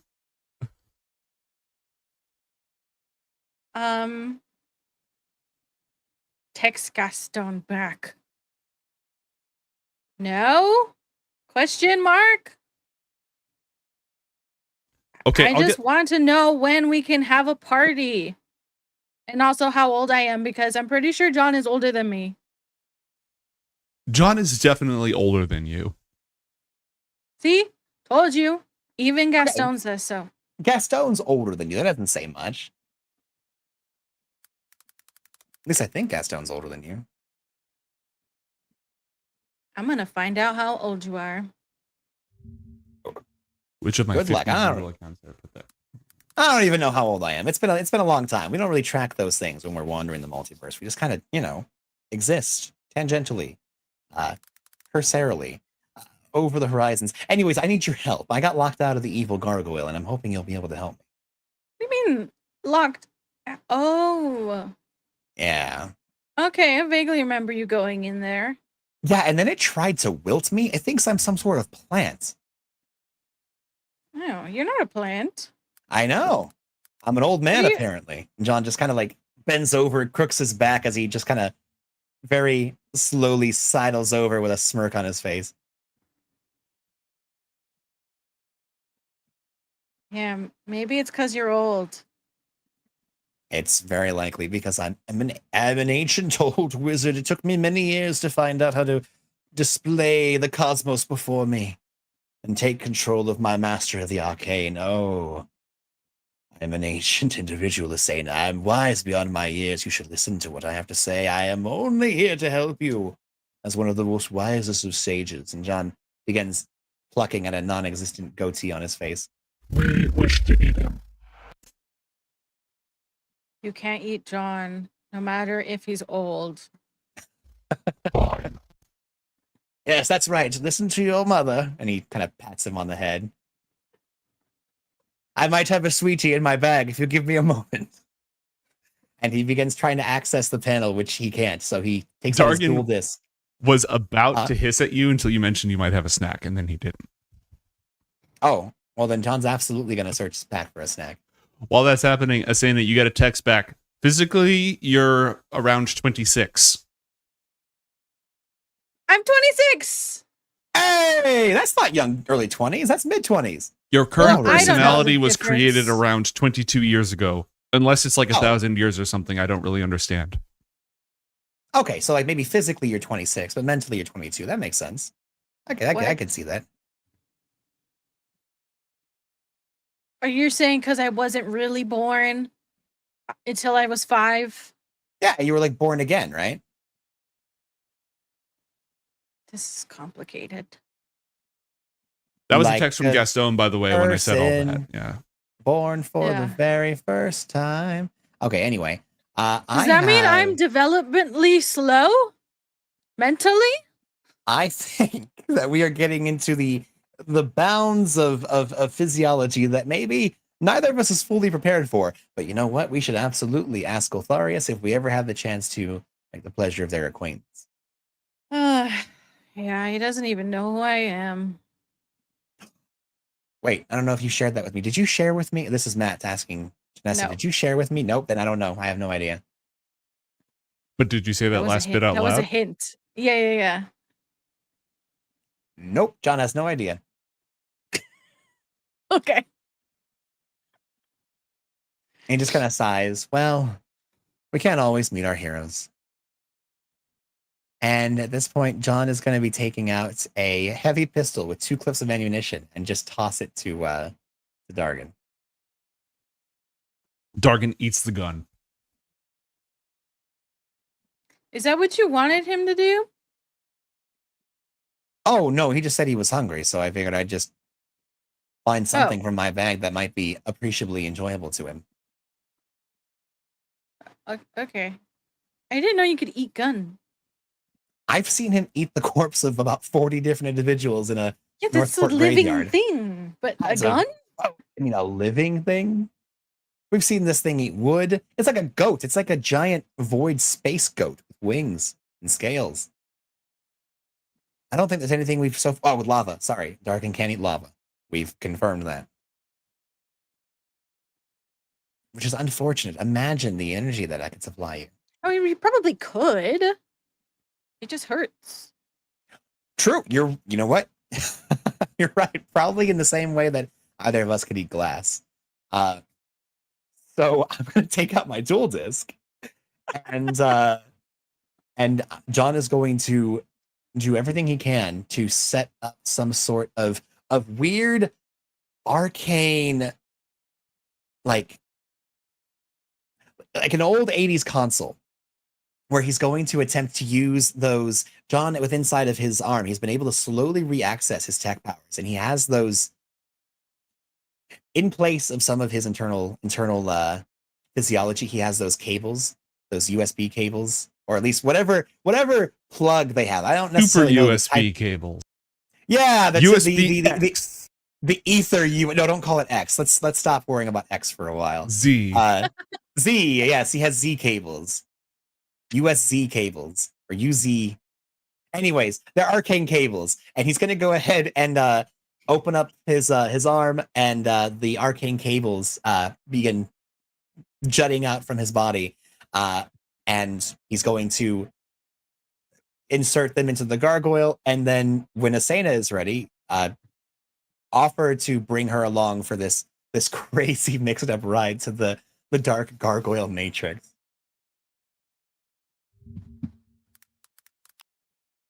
Okay.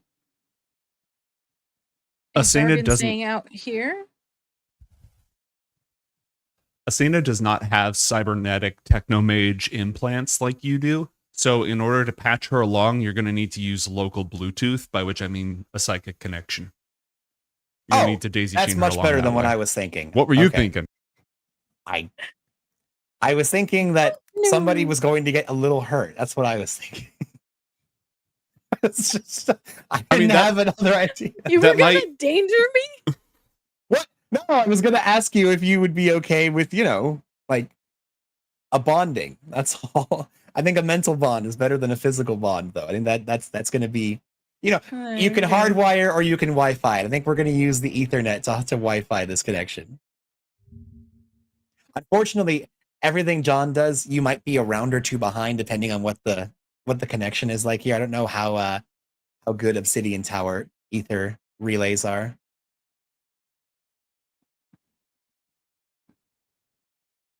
Your call.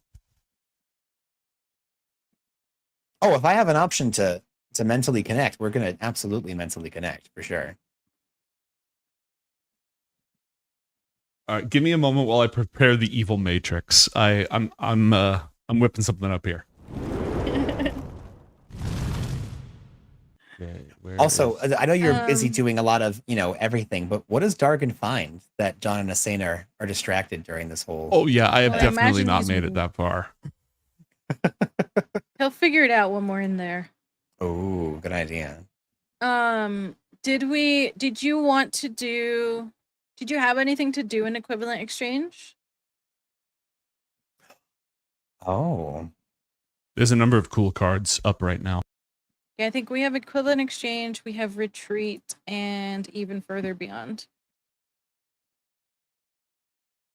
forgot that you didn't use the equivalent exchange card as part of your fighting flirt. I know.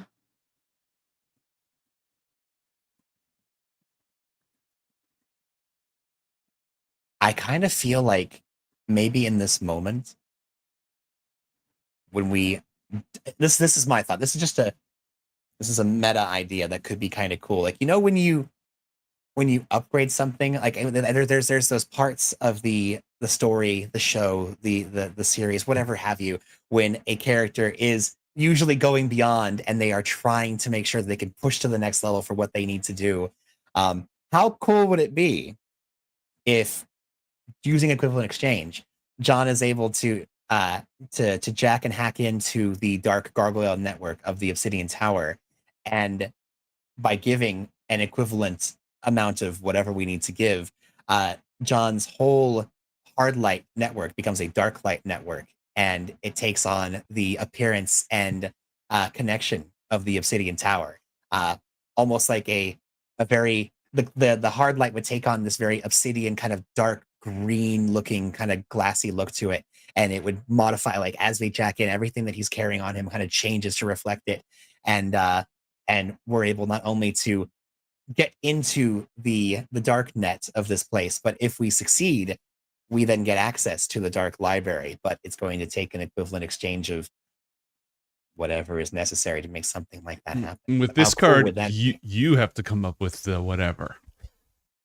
I don't have it on my brain right now, but I've got a whole bag full of stuff that I can throw at it. Or I have not just items, but I have experience. I have characteristics. I have laws. There are things that can be persuaded on both a physical and metaphysical level that may be worth such an advancement. Entirely Such a possible. progression. Pods, did you have any ideas? I got a bag of sand. I gotta show it to I gotta show it to The wisdom. And sand can be used to be melted down. Is there a dead fairy inside of your bag of sand? I do have a dead fairy, but We'll trade I don't access see to the what dark that could be library. used. Hold on. I will trade access to the dark library in exchange for this dead fairy. No, because you don't want me to use the dead fairy somewhere else. That's what's happening here. All right. A Wisdom of the Seer card has been played. Ooh. Pods, roll a d20. Okay.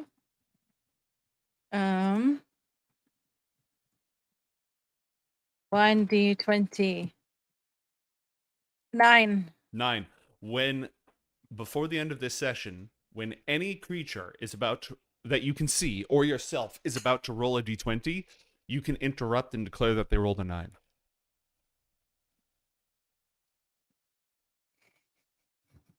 Again, that's not their total, that's their d20 roll. All right? Okay. We have an idea for the equivalent exchange. We have an even further beyond that hasn't been fully activated yet. We have an it's time to duel that hasn't been deployed yet, which if no duel occurs, we'll give back. Is there anything else you want to do before you connect to the evil net? What about a will you trade a random jar of sunken city goo For what? I'm saying that's just asking the tower. For What do you access want to from me? for access to the net? No!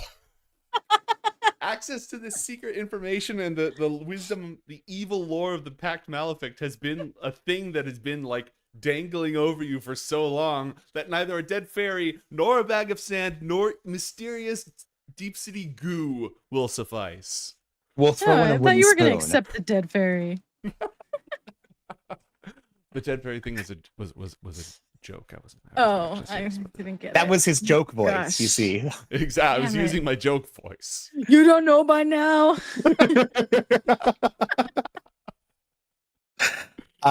Okay.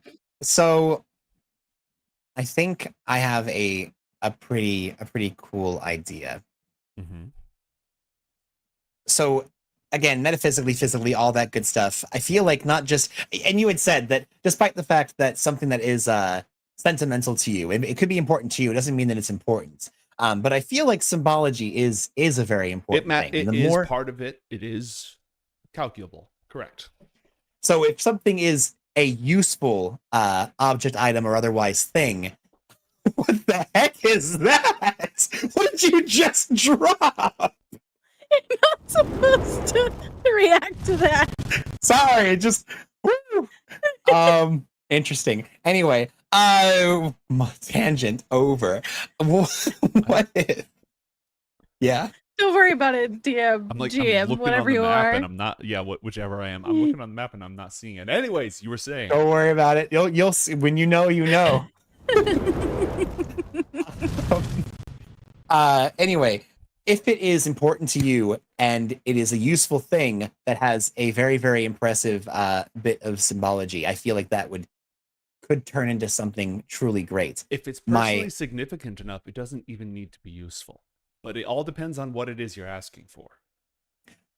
So, with my partner's approval here, John wants to jack them into the system, the dark system here.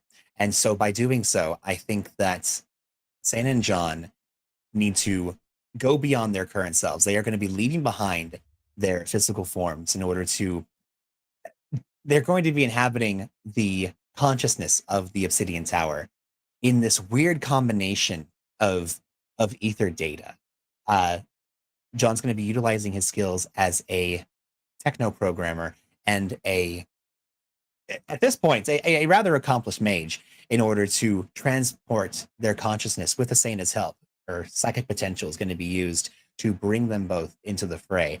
If we are able to utilize the going beyond stream card that we've received, as well as the dual card, as it is going to be Asena and John against the system. We are going to be raging against the machine, as it were. John is going to utilize a very important item that he had of great value to himself, not just physically, but it's very important to his character as a magician and an investigator. It is a very powerful item that he would be, depending on what happens, be willing to exchange in regards to having this happen. I think that what John would do in order to kind of make an even playing field, using equivalent exchange, he would take his magic cuffs, the magical manacles that he had taken from the Department 7 Society that were used against him in order to try to capture him and bring him into the fold originally, all that time ago, he would clamps those manacles onto himself and the gargoyle in order to attempt to nullify the magic between both parties, focusing entirely on Asena's psychic connection. John would initially make a bond with the Ethernet to connect them and then slap the cuffs on before they go in order to sever any advantage that could happen on both sides. And we'd be focusing entirely on Asena's force of will and psychic connection. So John would get them in the door. And instead of being like, oh, welcome to the Maginet, you guys are screwed in the dark matrix, John goes, actually, neither of us have access to the cool stuff that we do. And instead, we're focusing entirely on Asena's chaotic and powerful will. And that would be hopefully giving us an even playing field in order to in battle against the knowledge and power of this dark place. So using the anti-magic manacles to nullify the effects of bad magic on you, but also shut down your access to magic so that you're relying on Asena's astral power and your brains. Is that what I'm hearing? And John's technology. So that's what we would be using that connection to transform John's dual disc into the dark dual disc, the dark light dual disc. Okay, I'm willing to talk. I also have inspiration. Anything else before you go in? We also have Slakura. You also have Slakura, who I have a plan for this, by the way. What? Did that just get dropped as well? Yeah, Slakura also got dropped. They're going hard today. So John shackles the two of you together to both nullify magic and protect you from magic. And then uses a short-range psychic connection to patch Asena in, and then uses his tech mage connectors to physically plug into the gargoyle, connecting you to the magical network of the tower. The world around you burns away in green fire as your minds are directly connected to this incredibly malevolent system. And hanging from an unseen, not digital, but magical landscape are thousands of screaming bodies, upside down, dangling from chains, with runes, arcane runes replacing code written across their very flesh, burned into these tormented souls, the foundation of this unholy network. And as you gaze upon this scene of magical digital horror, Slakura appears in this mind space, almost like Clippy, to be your digital assistant. And I think on that ridiculous note, we're going to go ahead and go to break. Don't go anywhere, folks. Freaking Matrix Slakura nonsense when we get back.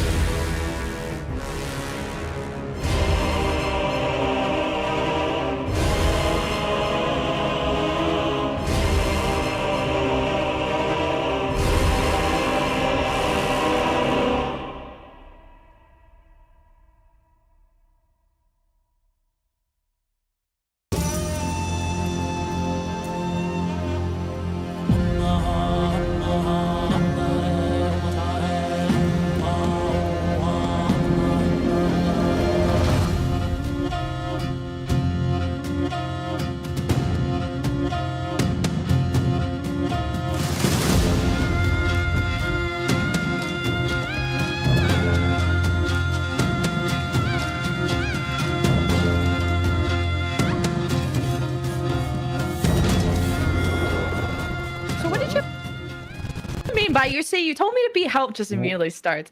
You told me to be helpless, right? That didn't really work. But then you said you like Francisco because she's so independent and confident, knows what she wants. I'm like that. Why don't I have a Mason? Not you, but like a Mason.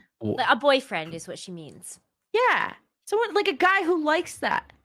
Good morning.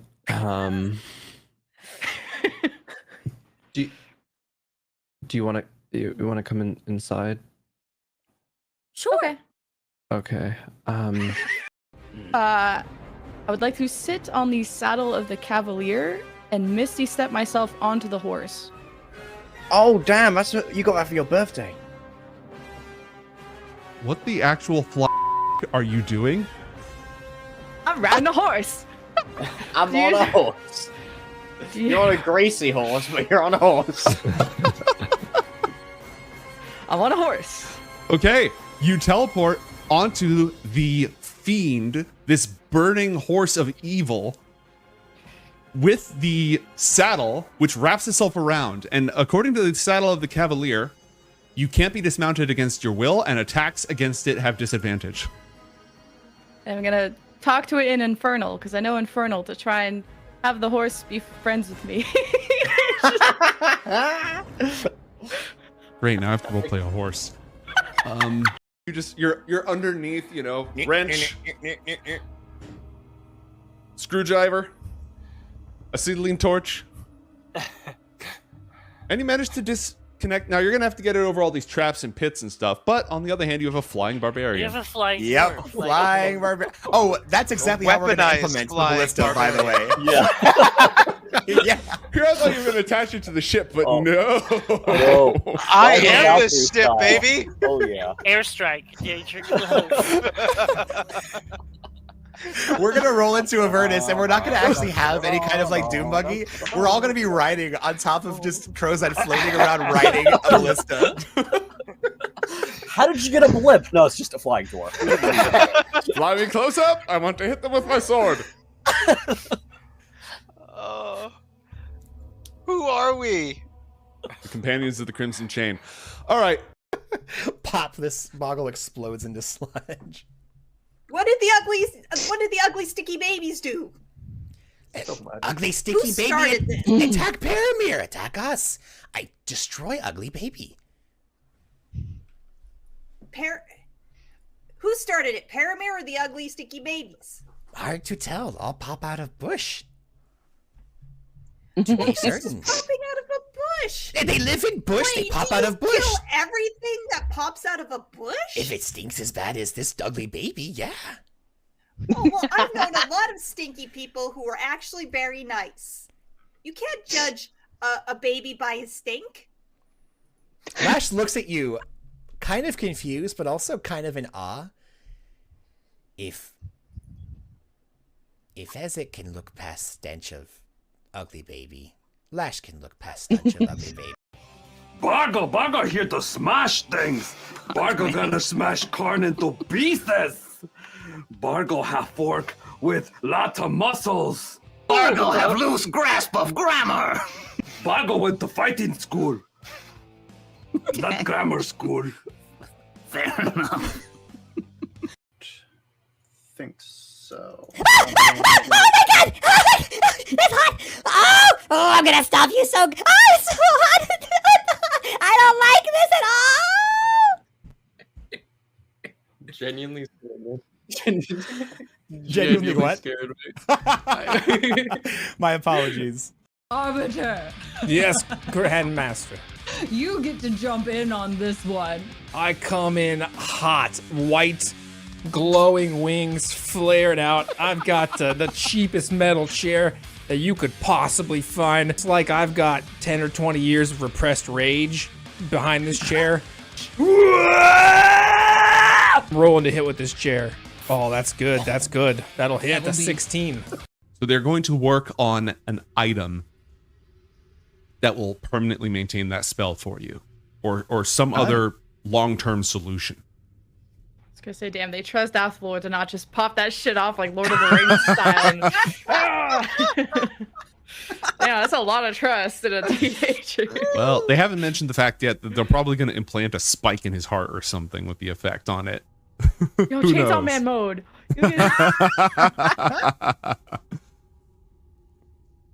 All right, so Pull the rope to get the uncle out. Actual chain, Uncle Man.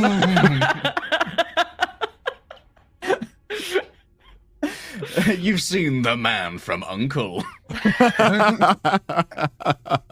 But now the uncle from man. From the man. Good lord.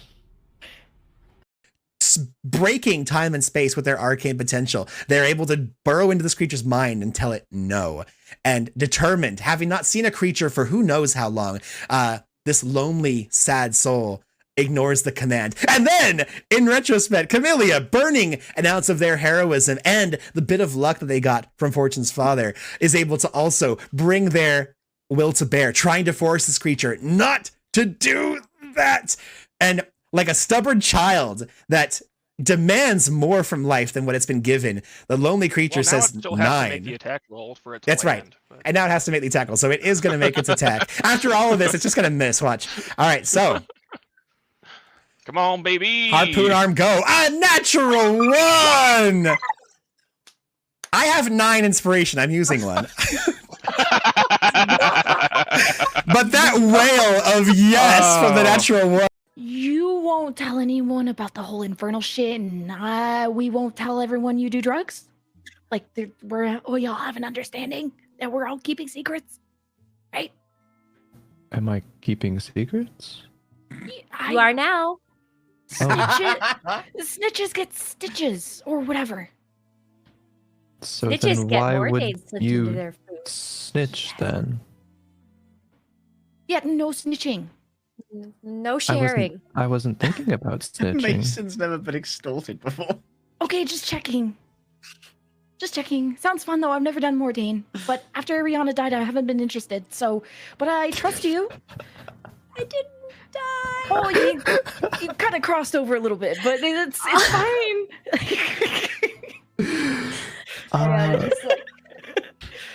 Got you back, buddy. Pass you back. Alex melts away and vanishes, replaced by Cyrus. In handcuffs? Yes. Yes. Taking a turn. He. Except that his eyes are wrong. They're filled with piercing blue light. Oh damn! This room is about to get good.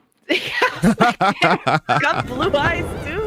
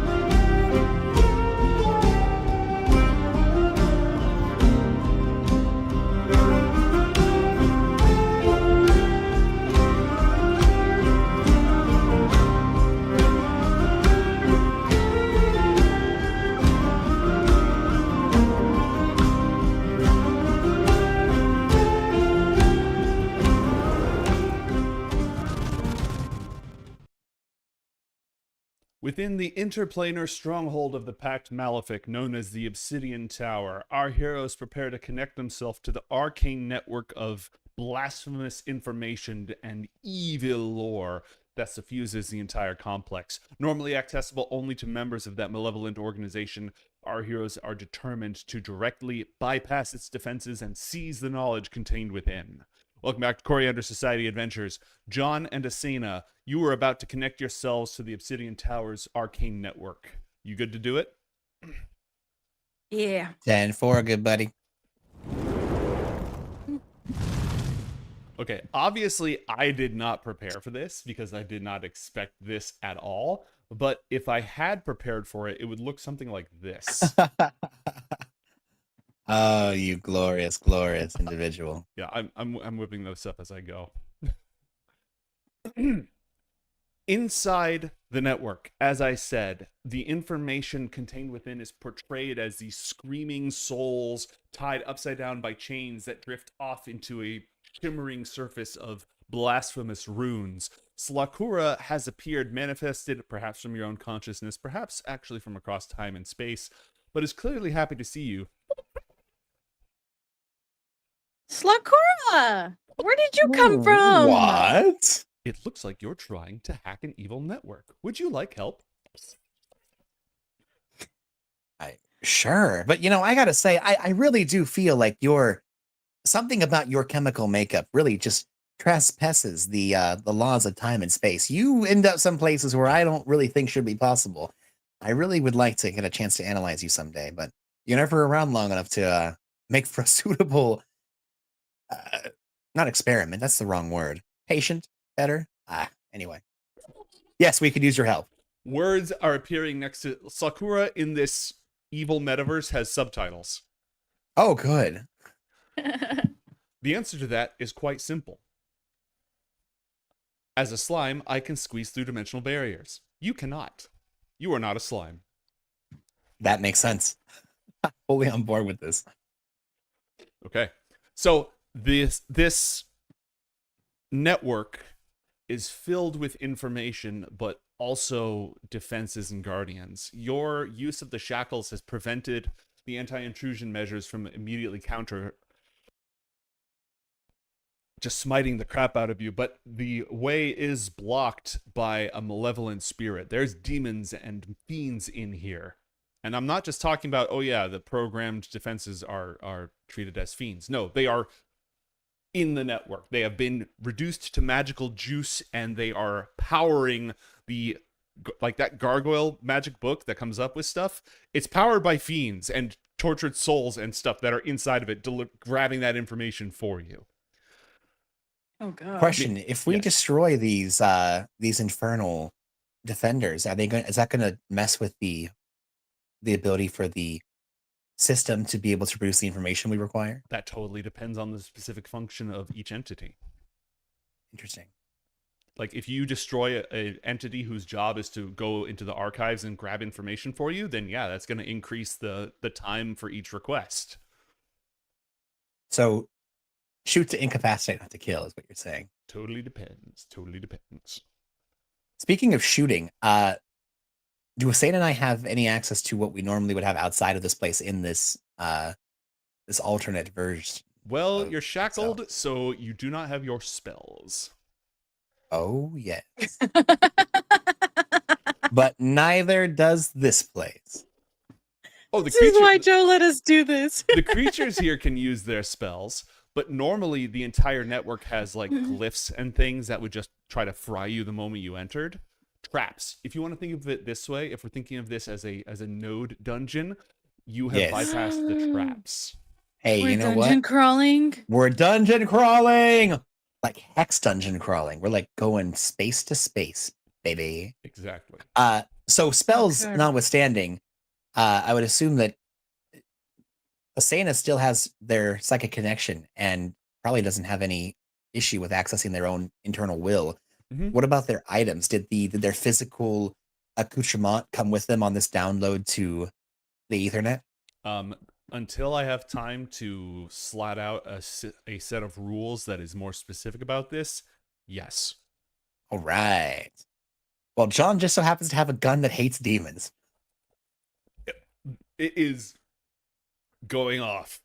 It detects fiends. It is just completely overloaded and cannot be used to detect fiends because this whole network is just demons. Good. I would make that assumption. Thank you very much, Gruntaka. I know. Red alert. I understand. That being said, you cannot engage an enemy until you move to the appropriate node. Oh, okay. Understandable. But for now, we only have one path, and this one's blocking it, right? Correct. This is the access terminal. It connects to the larger network, and it blocks you off in other directions. Now, so question: this is the beginning of this network of mazes. There's no other way to go but forward. Is that right? Correct. We cannot make a separate portion. We already kind of jacked our way in. We wouldn't be able to try to download or insert and upload a different way to make our way through. Think of it as you're sitting at a computer, right? And this computer has a hardline connection to the network, and there's no Wi-Fi. That's your only way in and out. And any requests you send for information have to go through that computer. But a hard line had to be made, right? Right. So what if we made a new alternate route to the hard line? You can't do that when you're inside of it. Again, it's like you're accessing, when you're on the computer attempting to access a network, you're using the software. If you want to mess with the hardware, you have to be away from the keyboard. Like, you'd have to unplug if you wanted to do that. Okay, well, since we are currently jacked in and do not want to unplug, we have utilized one of the wonderful cards that was given to us by chat in order to do an equivalent exchange to upgrade the dual disc to a dark light instead of a just hard light system connecting to the tower. We have gone beyond. What does going beyond apply to us in this section? We are also utilizing duel to make sure that we enter into a duel between the two of us versus this entire system. So how does that modify? No, yeah, the duel. I'm using a dual disc in order to hack us into the system, and it's us versus them in a duel of wits. The duel is going to be applied against a specific entity within the system because the system is not an entity; it's a collection of entities. So the one-on-one, the duel, I'm calling shenanigans on that one. Interesting. Shenanigans, you say? To shreds, you say? To shreds, you say? Well, in any case, we do have the pending going beyond. What is that going to do for us? Well, you need a transformation catalyst of some sort, some external source of power or something to push you even further beyond, and it's going to depend on the circumstances. Asena did it when she punched a volcano. Went into super mega astral form, but I don't think you're there yet. Just in terms of you've just barely gained access.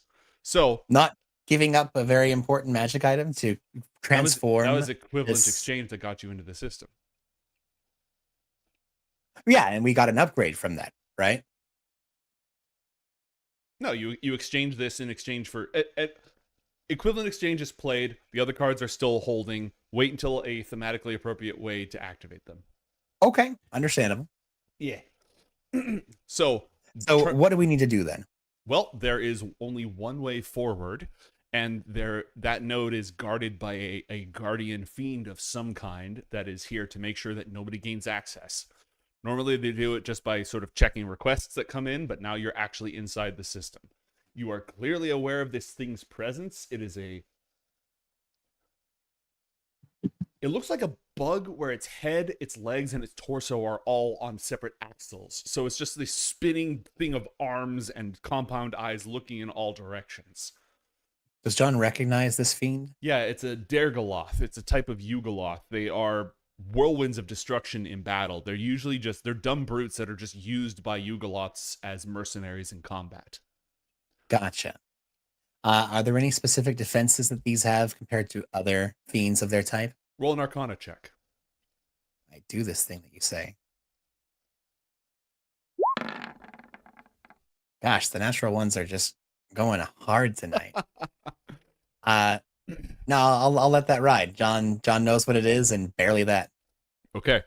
While you're thinking about it, your mental activity affects the network and triggers it, and it becomes aware of you, and it rushes towards you. Roll for initiative. Glorious. Woo! What have you done?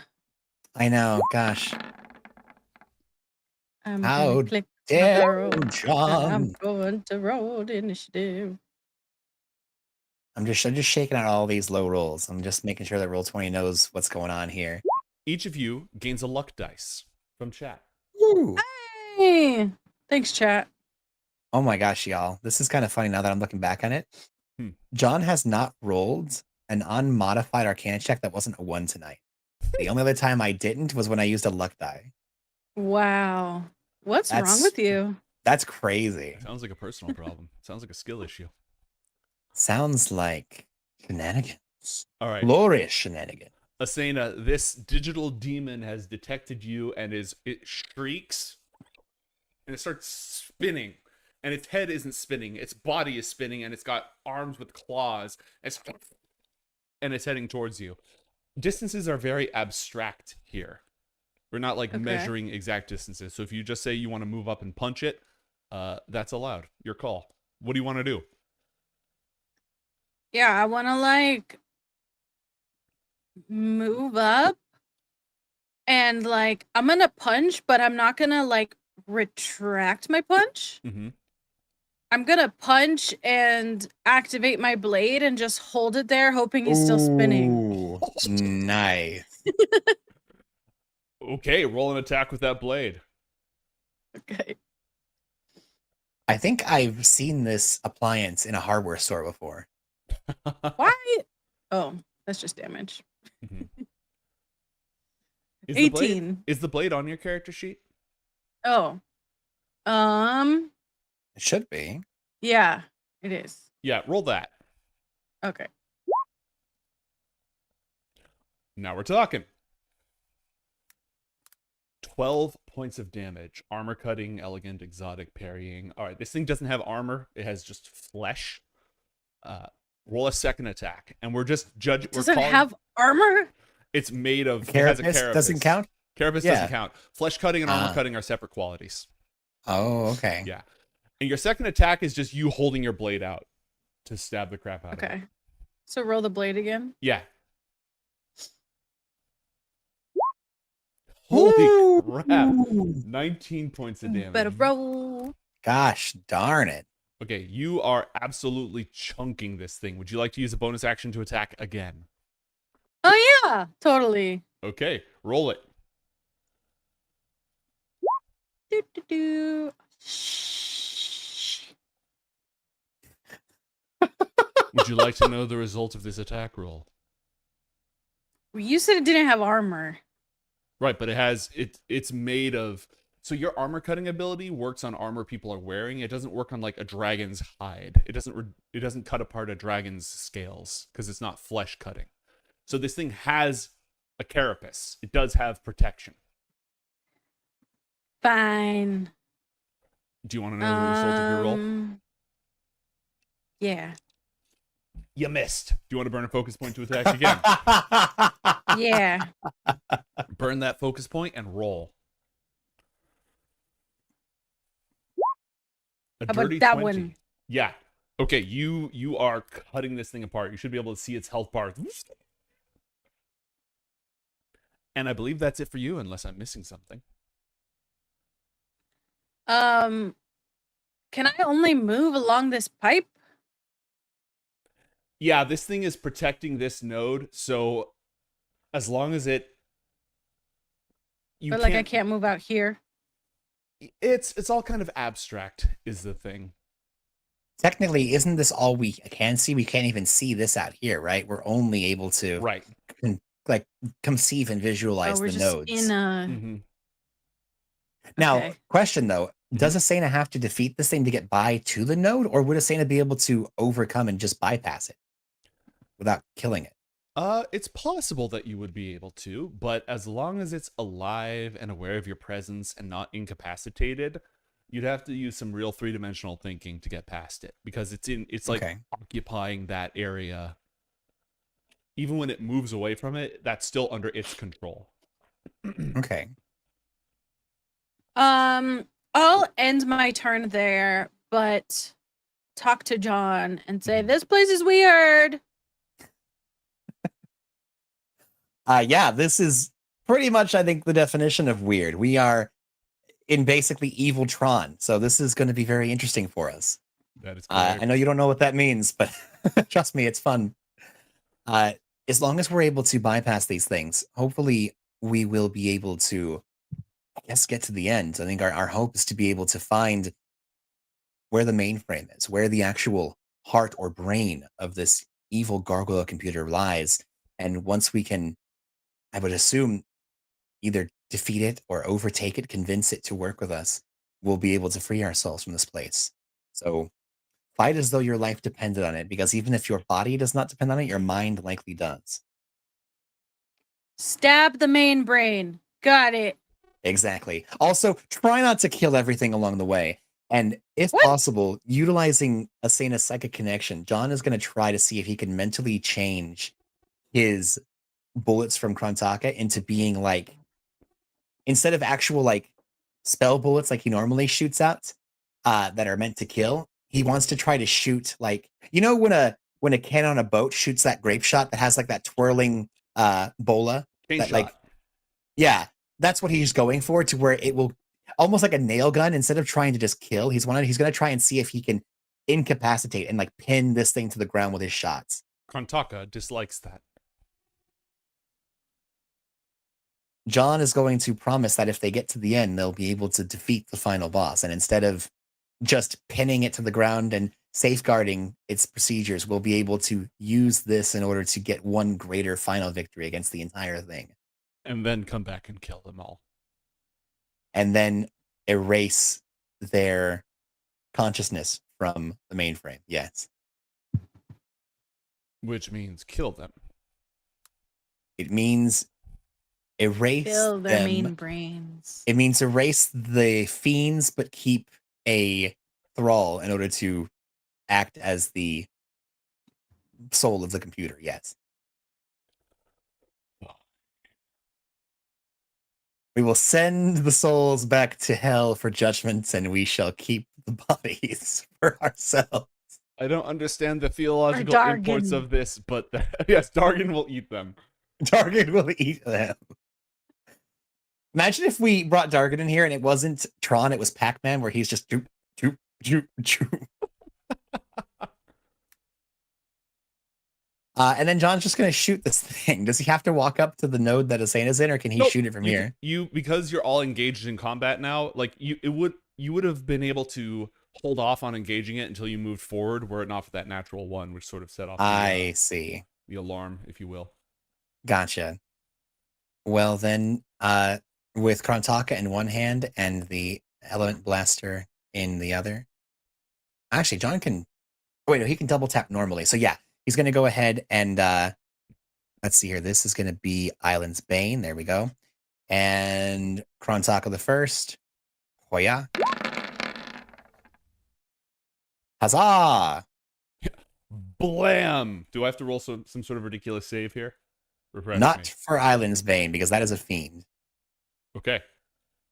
So I just take 60. It just takes 31 points of damage. I finally fight a fiend, and the fiends don't like Krontaka because Krontaka says die. And vice versa. Blam! All right. Double tap. Second attack is made at disadvantage. Blam. A 20 to hit for a large number of damage. 7 points of DiMaggio. Okay. Blam. The bullets, as they arc through the air, you can see just this aura of discord as their power burns through the network. Ooh. It is opposed utterly inimical forces against each other. And so, yeah, it exploded. Anything else, John? Yeah, is it still up? Yeah. Great. John's going to use a bonus action with his secondary fire. He's going to use his element blasters, and he's going to set it to radiant and suck on radiant damage. Oh, ignore the psychic damage. It should not have the psychic damage. What's your proficiency modifier again? Never mind. I was reading the numbers wrong. The radiant damage, it explodes. Yay. But again, trying to pin it to the ground is the whole point of this, is not to destroy it, but merely to subdue it and to incapacitate it is what John's going for. Utilizing the connection by having both his physical body manacled and jacked into this machine and the actual gargoyle itself similarly unable to use its traps against them. John's trying to turn the bullets into these incapacitating bolas to where it's not dead, just defeated. Okay. Well, it never got to act. It was like, and then the Asana just like, blam, blam, and it's down. This node is That's how we now like it. clear. What would you like to do next? John's following Asana. Oh. Well, she's gonna go up to the node. Mm-hmm.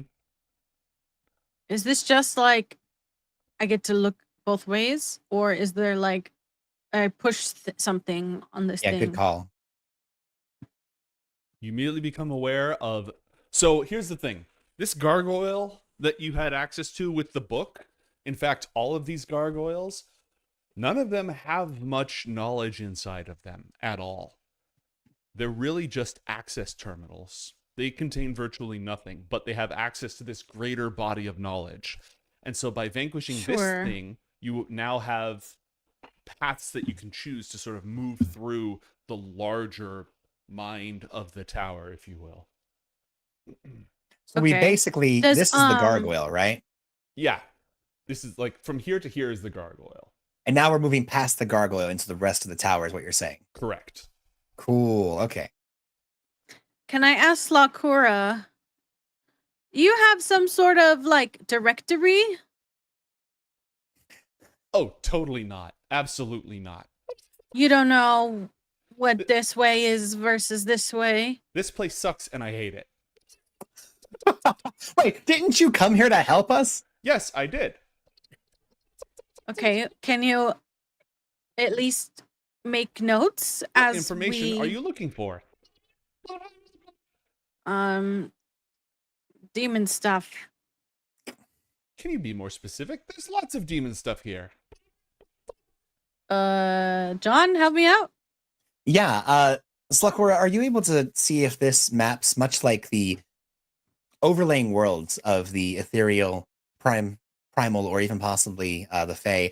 Does the nodes, or rather do the nodes in this tower correlate to the physical space in the realm we came from? Only somewhat. Each of the gargoyles is in one location. I've noticed that this is connected to some of the security features in the tower, such as the horrible, horrible traps that turn people into lizards and such.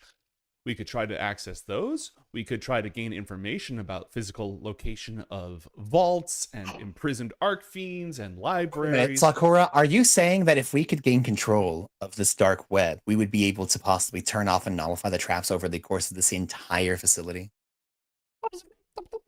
Yes. Oh That being my said, goodness. I'm pretty sure that the mainframe, the primary control of this thing, is like archfiend weight. The supercomputer, the mother brain. So if you're just looking to do little bits and pieces, that'll be a lot easier than trying to gain root access to the whole thing. Sakura, you've met Asana and I. We've gone up against gods and monsters. What's an archfiend against everything that we've surmounted? We defeated an Empyrean just the other day. Yeah, with your spells. Okay, you know what? Good point. Except not for Asana, because she doesn't need spells. Asana is able to overcome any insurmountable task that has ever come before. Yeah. The only spell I have I already used today. That's right. Exactly. Also, Sakura, you forget, and John pulls down his sleeve and exposes his hopefully dark web tattoos. I don't just have the spells in my mind, but the spells on my body, which I have brought here with me. Body. And Asana has them too.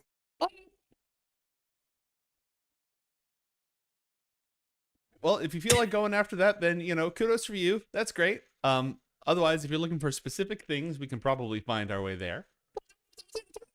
And if you're looking to go all the way to the center, then we can try to move in that direction and see what happens.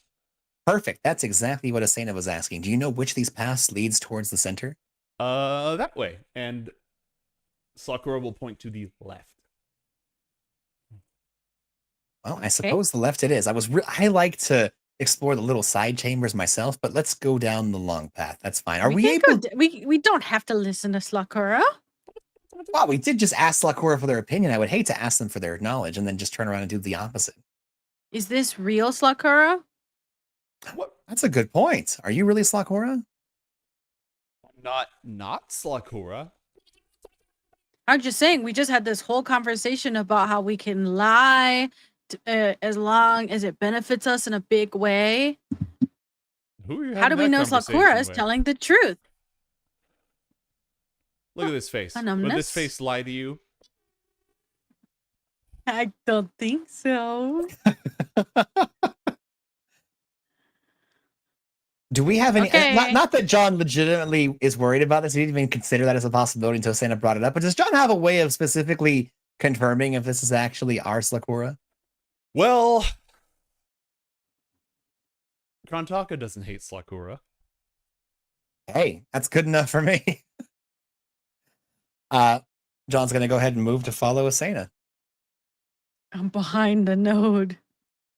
Oh, also, I was going to ask Slakura, are we able to lock down, when we've secured a node, are we able to lock it down to prevent anything from sneaking up behind us, or is that not a thing? Do you have computer use as a skill? Yes, I do. Yeah, do that. Or actually, it would be Arcana in this case, because this is not a computer. It's magical. Yes. I can do both. If I roll another 1, I'm going to... Ooh, hey! A 28. Okay. That is not a 1. Correct.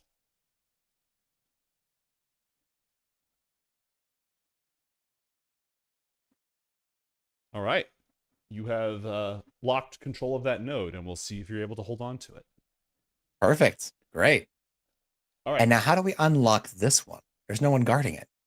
Correct. But as soon as you... Oh, no, I want that to be on the map layer, not the token layer. Hang on. Understandable. I am seat of my pants right now. You're doing... Hey, you know what? You're doing marvelous. Nobody here is against what you're doing. Oh, yeah, I think that is on the token layer, not the map layer. Just channel Brennan. You're doing fine. There we go. Oh, that's on the map layer. Oh, wait, no, it's not. Never mind. That's on the token layer. That's correct. But Asena appears to be behind the node. Can you fix that? Oh, yeah, that node is totally on. Yeah, I see what you're talking about. There we are. Oh, well, this looks yummy. And that looks like the way we have to go. What? Did you just move? What? Hold on a moment the node. here. I fixed the node. I had to move it out of the way, then put it on the map layer, then put it back in position. Don't worry about it. No, I'm here for it. I'm here for it. I just saw my light flash before my eyes. That's okay. Mess behind the curtain. That's right. That's to right. The node to the left, within a blinding wave of heat and glare, strides a long-limbed, misshapen form. The creature scorches everything in its path as it strides forward. I mean, it's not. You're going to actually be really towards you, that's just its surprised description. about what's going to happen here, mate.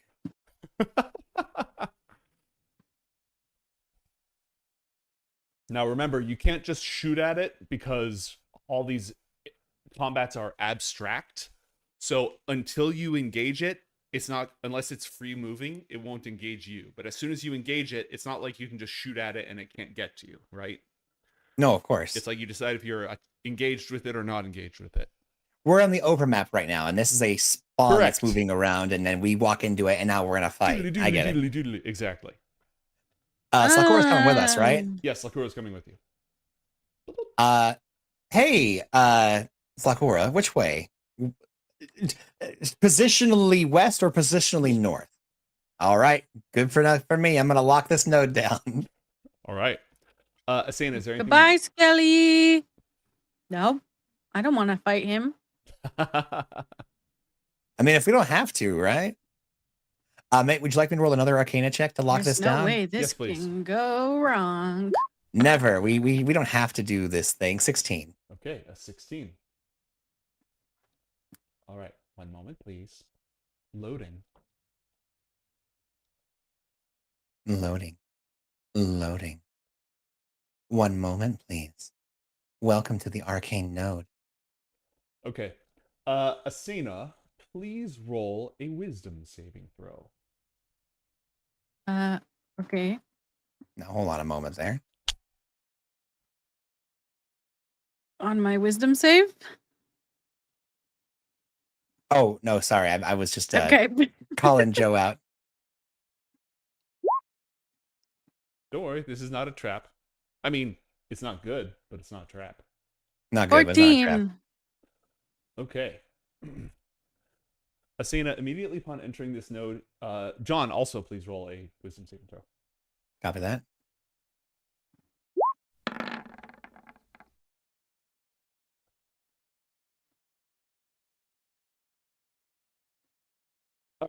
You got a 21. So, Asena, immediately upon entering this node, you hear a faint buzzing in your head.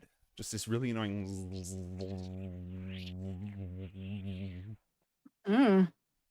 Okay. Okay. And then moments Weird. later, something emerges, previously unseen, a concealed creature. Ooh, wait, I didn't notice that. You did not. You also did not notice that. It wasn't a Was it stealth. 21? Whoa. Yeah, well, if it's a 21, you've made your save. Oh. But this thing has a special ability that isn't dependent on passive perception. Oh. Yeah. Effectively, it's this thing that in the physical world just resembles like a fungus that hangs over doorways, but in this arcane world, it's just seeped and hidden in within the thing. Ah. So it is going to, with advantage, make a single tendril attack against Asena. No. A 24. That is a hit. Dang. Asena, you take... It's not a fail. It is not a fail. You take 22 points of acid damage and roll for initiative, please.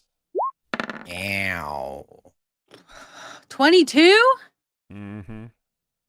Okay. Ah, dang. You had 14 temporary hit points, so... Did I? Well, did I, John? I mean, we didn't take any damage, so yes, you did. I mean, no, you know what? You didn't have it. Everyone but you had those. I can have it. I can have it. Oh, was that your joking voice? I should have known after all these years. That was your joking voice. I can see that being our new gag, our certain voices that we don't recognize.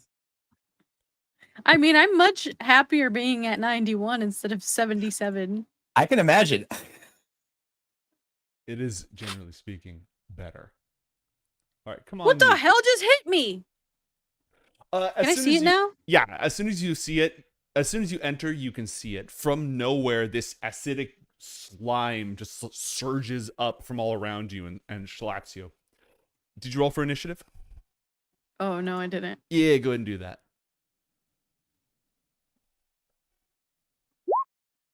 Hey, y'all.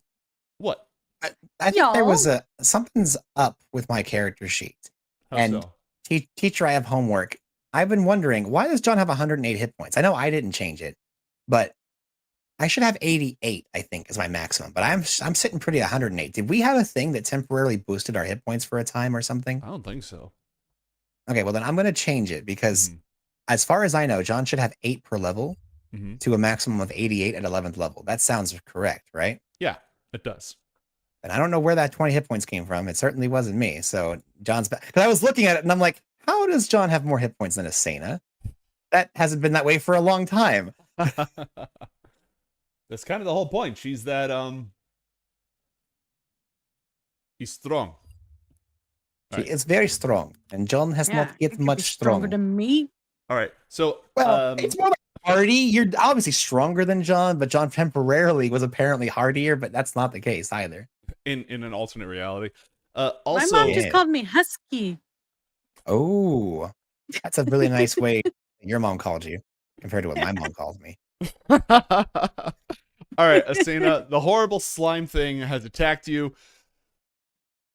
Because of the buzzing in your head, you have that's in the next node over. It is a very finely dressed gentleman who has the face of a spider. Oh, yeah, just like I like him. Anyways, Asena, it is now. Oh, yeah. Are you saying this is a daddy long legs? Do do do do do do.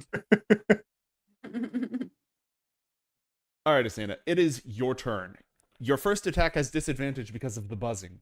However, after that, all bets are off. Oh. Oh. Okay.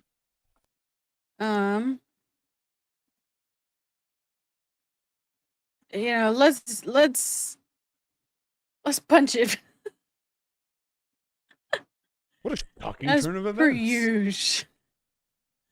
But like blade punch it or like normal punch it? Well, I think the blade isn't the blade just always there when I punch?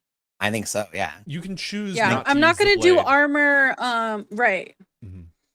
I'm not gonna do armor damage, Right, but the it doesn't- blade will be there. Yeah. I mean, the blade still rocks, regardless, yeah. It's your Yeah. default attack unless you want to kick somebody or just otherwise not stab them with the wrist blade. Yeah. You don't want Not to kill assassinate them. their Vibra blade. ass.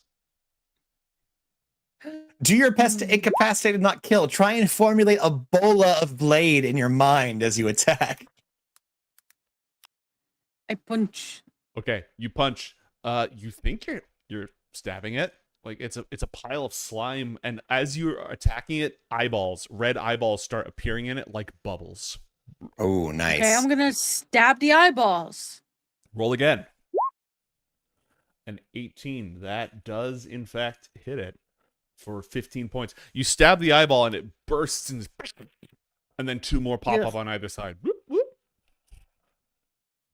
I don't know if I'm making good headway here. You're hurting it.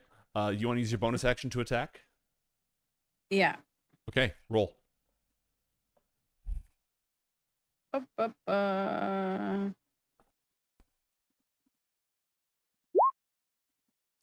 Hmm. 12. That is not a hit. And a focus point to attack again for another 12. Burn the focus point, burn the attack, the buzzing in your head. We're just going to chalk that up to the buzzing in your head, all right? Aw, dang it. John, it is your turn. What do you do? Joan is going to attack. We're not near the Spider-Man node, so we're going to leave the gentleman alone. Yeah, the Spider-Man is not part of this situation at all. This weird eye thing is like trying to... Is it trying to like absorb Asana? What is it trying to do? It's a doorway guardian. Oh, okay. So like, I guess you get close to it and it like... Yeah, it's a security measure in this particular node. That's what. You know, I feel like, considering the scenario, this feels like a very Final Fantasy moment where there's like a giant door with moss on it, and then the door like rushes forward and smacks you in this like this weird like liminal space that we're in, where we're always attacking, but yet we're not attacking till we're attacking. It's very interesting. Okay, That's about right. John's just gonna shoot the crap out of it. John doesn't recognize this fiend, does he? You could use if a this bonus isn't back to action. fiend. You could use a bonus action to try to identify it with an Arcana I check. Could do that, or I could just shoot it. You can Why always learn just- about my enemy when I could just shoot the crap out of it? Shoot first, ask questions later. Never. Ever. Okay, so you know, it worked so well last time. Let's see. I am going to click my awesome island Spain. If it doesn't work, you can just tell me that it's not being effective. So Krontaka the first. Ooh, nice. 33 to hit. Yeah, it's a fiend. Okay, well there you go. It starts exploding. Very good. I'll look at that later. Double tap. Krontaka the second. Return of Krontaka. Electro Boogaloo. An 18. That's also a hit. Man, I love fighting fiends. This is just a different ballgame for me. And let's see. Is it looking bloodied? Is it looking how's this thing? Yeah, it's looking it's rapidly degoopifying. Rapidly degoopifying, you say? Yes, that's a good thing, in case you were wondering. In dire straits, or It's, still just... Well, can you see its health bar? I did. I just didn't want to just make the assumption that I know everything, and so I just wanted to double If you check can with see you. the health like- bar, then you have access to that information. Then John, realizing that his element blaster, though powerful as it may be, probably isn't going to be able to finish this thing like Krontaka. Yeah, he'll use his bonus action to go ahead and discretion is a better part of valor. Let's find out if this thing has any weird stuff we should worry about. Oh god. An Arcana check. Yeah, John doesn't know about this fiend either. Spider-Man has joined the party. Are you freaking kidding me? That's what happened the last time you rolled a natural 1 on this. Oh, yeah, great. So every time I roll a natural 1 on an Arcana check, it's just John's like, oh no, I don't know anything about this. Uh-oh, I alerted Spider-Man. That's punishable by death. Gosh, darn it, Spider-Man. Anything else? Or are you done? Well, I don't. Yeah, I guess I'm done. I didn't want to be done, but this is where we are now. Too bad. Too bad. Okay, the Alkalith is going to make 3 tentacle attacks against Asena. A flash step card has been played, meaning that you can use it to teleport behind this thing as it attempts to attack you, causing the attack to, I think you get resistance to it or has disadvantage to hit you, something along those lines. Where's that flash step? I believe you get to make an attack as a reaction. Reaction. You immediately gain a reaction to gain advantage on any attack you make right No, afterwards. you gain an immediate reaction to move up to your speed and gain advantage on any attacks you make right afterwards. Well, yeah, but you said speed doesn't matter. We're in combat, Right, so I didn't but bother. what you could do with the flash mentioning it. step is you could move to a different node. In this abstract Oh, zone, I didn't know would that let was you the thing. yeah, I'd let you just Okay. move a node with the flash step. So, Okay. Asena, if you Hell want to take yeah. that before it attacks you, you can. Can I yell to Slakura? Quick, which way? Further up and further in if you just want to go deeper. Up, so like here. Yep. Yeah, let's take it. Let's get it out of here. Oh, God. All right. So you and Slakura immediately flash step. Is John not coming? Oh, no, it doesn't I work don't think that I way. get to come. So Oh, its shit. remaining tentacle attacks are going to be made against John. Excuse me? Damn Wait it. a minute. Hold on. She just flashed out of the way. Right. So its remaining attacks are going to be made against John. Wait. Are you Remaining okay? attacks, Okay. What? Oh, remaining. I Yeah. get it. It only got 1 on its surprise attack. The other 2. I see. Yeah. I was like, this is Magic the Gathering minute. rules, and One is surprise the attack. target left. Yeah, I agree. I agree with Magic the Gathering So over its here. first attack, it gets 3 attacks. You Uh-huh. dodged out of Yeah. the way. It automatically the lost first its one. first attack. So it gets to make But it its has 2 remaining more. attacks. Correct. Now hold on. I'm not in that node though. I'm over here. There's not even any line of sight to this node. I was way back when she was engaged. Did you? How is it even? Look, you shot at it. That means that you're engaged. I did not shoot at it. I shot at this. Yeah, this is attacking you. The Alkalith, the slime thing is attacking you. Oh, It's not. I'm even, so sorry. I thought Spider-Man was the No, alcohol. it's I'm not. so no, sorry. No. The spider. No, all good. All good. Yeah, My apologies. all good. I did not realize because before you were calling it Moss Door thing, and then it became an alchemist, and I was just like, it's you know, an Alkalith, but I decided to start using its actual name. yeah, Alka-Seltzer. I understand. I Alright, get it. So pop, pop, fizz, fizz. Does a 21 hit you? Let me check. How about no? Normally it would because with my my energy shield, I have a 20, but I can use my reaction to overcharge my energy shield, give me a +3, and so no, it does not. Okay. Blork, blork, blork. That's it for the Alkalith. Yeah.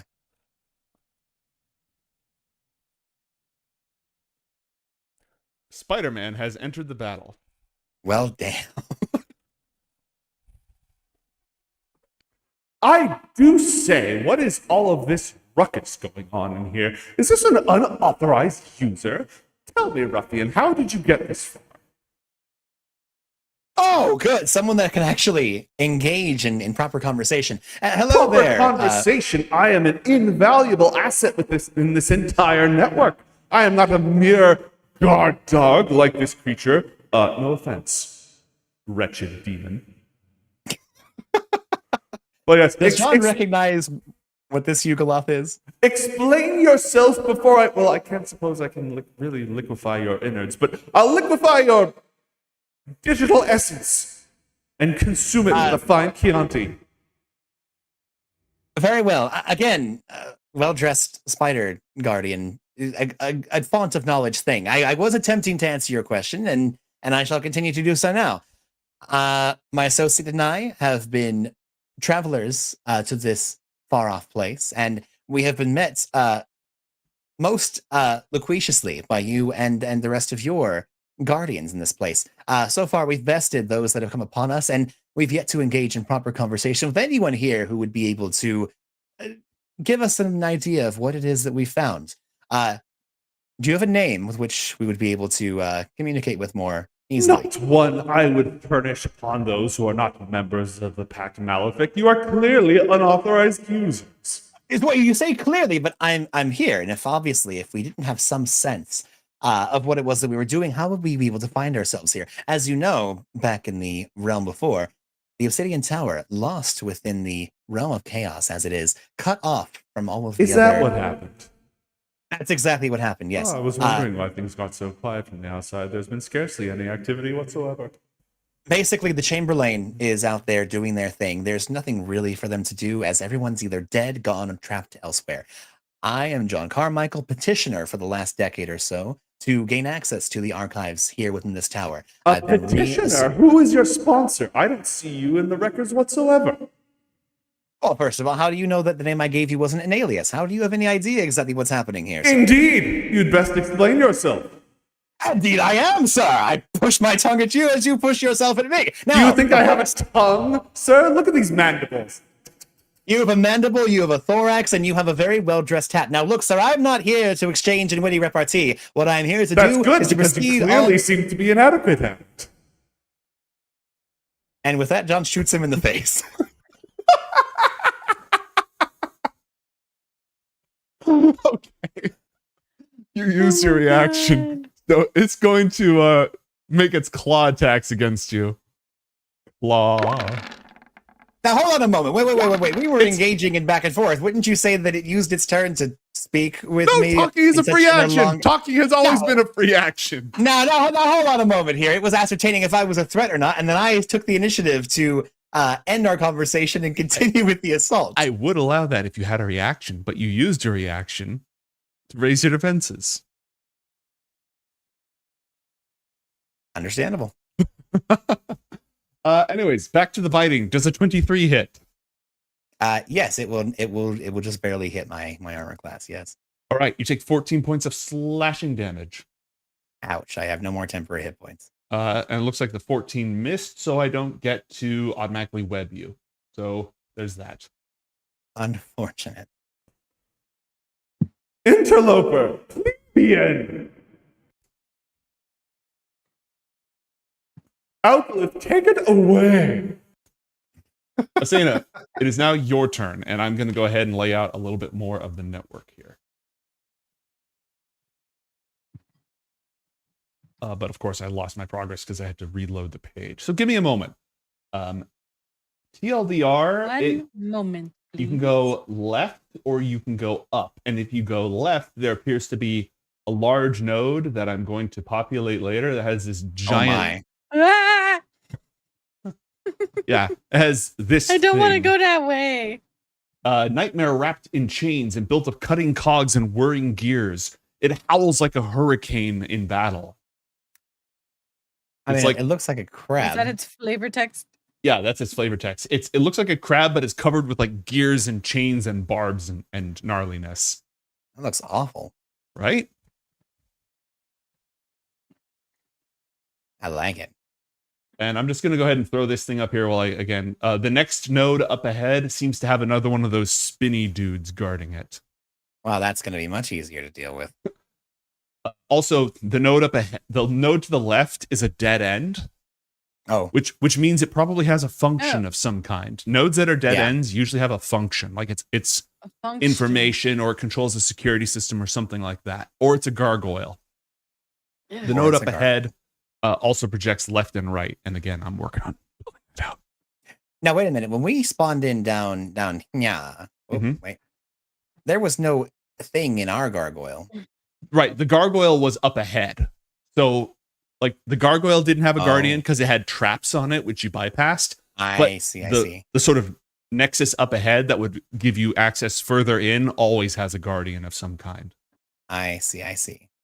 So, you can go forward to that thing and then go left or right, or you can go left and there's no to the big horrible thing, and that node has some sort of functionality, but it does not have any other passages. I do like information.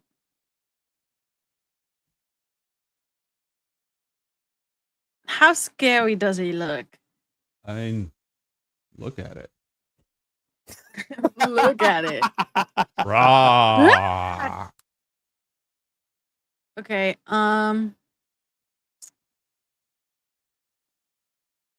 I mean, what if I don't get close to it? I could just shoot it. Because of the abstract nature of this place, if you attack it, you've engaged with it and it can fight back.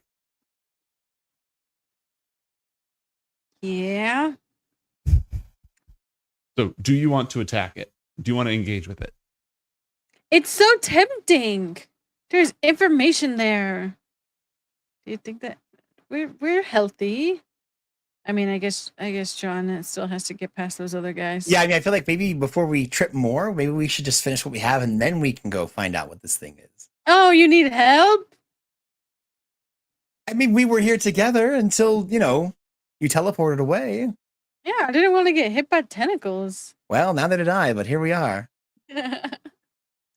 Fine. Hey, if I attack here, am I flanking? You can flank within this space. That is allowed. Yes, glorious. Do you want to flank the alkalith and beat and stab the crap out of it? Yeah. Okay, go for it. What does it do? It gives me advantage? Yes. Yes. Okay. And were you Attack. going to use your blade or your hand? My Use the- hand. Okay. Oh, sneak attack. 13. that doesn't hit, does it? Correct. But because your sneak attack hasn't procced yet, you can make another attack, and if it hits, it'll be sneak attack. Okay. Woohoo!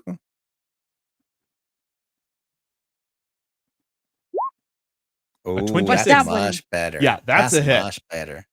And more Kablam for damage. 25 points of damage. Smack. And your bonus action How attack. dare I assume? you? No sneak attack on this, unfortunately.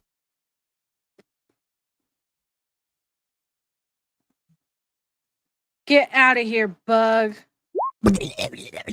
Boom. Look at you smashing this thing away. So that one should have been at advantage, just no sneak attack, but it's a hit regardless. I think it's good enough. Cool. Focus point, yay or nay? Yeah. Okay. Yeah, You get like yeah. 11 of them. So I'm pretty down. I know you burned a lot. Another I'm at 12. 5 left. All right, What? you're- Really? Abs- 5 left? Wow. I Well- have a 19. Oh, the damage is 12. You burned like 3 of them on that saving private I gave 3. to Yeah. blow up the gnome's house. That's true. Well, okay. You know what? Let's reorganize our priorities of how that went down, okay? Jeez. All right, Blow John, up it's your gnome's house. turn. Do you want to shoot the all right. Spider-Man in the face? Well, I was making to, and then Asena rushed up, and here we go with this this little fun-sized pocket of needs to die. So no, I think I'm gonna help finish that off since it looks well and truly pretty messed up. Oh yeah. So we're gonna flank with the, let's see, the variable element blaster, Ooh. and we're gonna hit with radiant Damaggio. Are you And burst firing? Now, I was gonna say I can do that as part of my like if I'm making a dual attack with 2 weapons, I can do that as part of the bonus action, right? Yeah, burst fire is just a mode. Oh, then yeah, I absolutely want to burst fire for Cool. Well, actually, if I can burst fire, I might as well do it on the big guy. No, I'll just shoot one shot with Krontaka. Okay. On the slime demons. I'm going to start with because the slime demon. We don't know what their armor class is. Yeah, let's just shoot slime demon with the first attack. Okay, First roll it. attack, slime demon. All right, Krontaka, show us what you do. Yeah, good job. 26. Yep, You that's a rock, hit. buddy. Blorp. And I pin it to the ground, trying to Pew, not pew. actually kill it, but just incapacitate it. And then I'm going to shoot. How has this dreadful weapon been permitted within the system? Why isn't the security network doing something about this? I have complaints. I have concerns. I have 33 points of damage to the face. I have 33 points of damage. Okay. And then John's going to use his bonus action to absolutely go Gosu with a overcharge. So that's advantage, and I roll to see if this actually does anything, right? Mm-hmm. And I guess by every 5 that it goes above, that wait, what? Oh, wait, what? I don't know what No. you just did. I think I made a mistake, is what I think I did. Don't worry, I will ignore all that. Ignore that. And this is better. Here we go. Ooh, yeah. That's Okay, cool. well, its armor class was 15, so you exceeded it twice. Yes, so I get Which 2 means more. you hit it. Yeah, you hit it 3 times. So these hits can't crit, but you can just roll the damage. Perfect. Right. Yeah, so that's going to be a total of 38 points of radiant damage, please. Okay. Blam, blam, As blam, John blam. is like just blamming with the revolver and then just aiming the element blaster, and he's not even shooting this like big wave of like multiple strikes. He's charging up one big blast and goes, "Witty repartee this, you crazy spider You thing," filthy casual. and just shoots him in the face. And yeah, that's it for John. Sweet archdevils of the Nine, you didn't even destroy it. Ah! Hey, wait a minute. He can't leave. What's he doing? No, he's still engaged.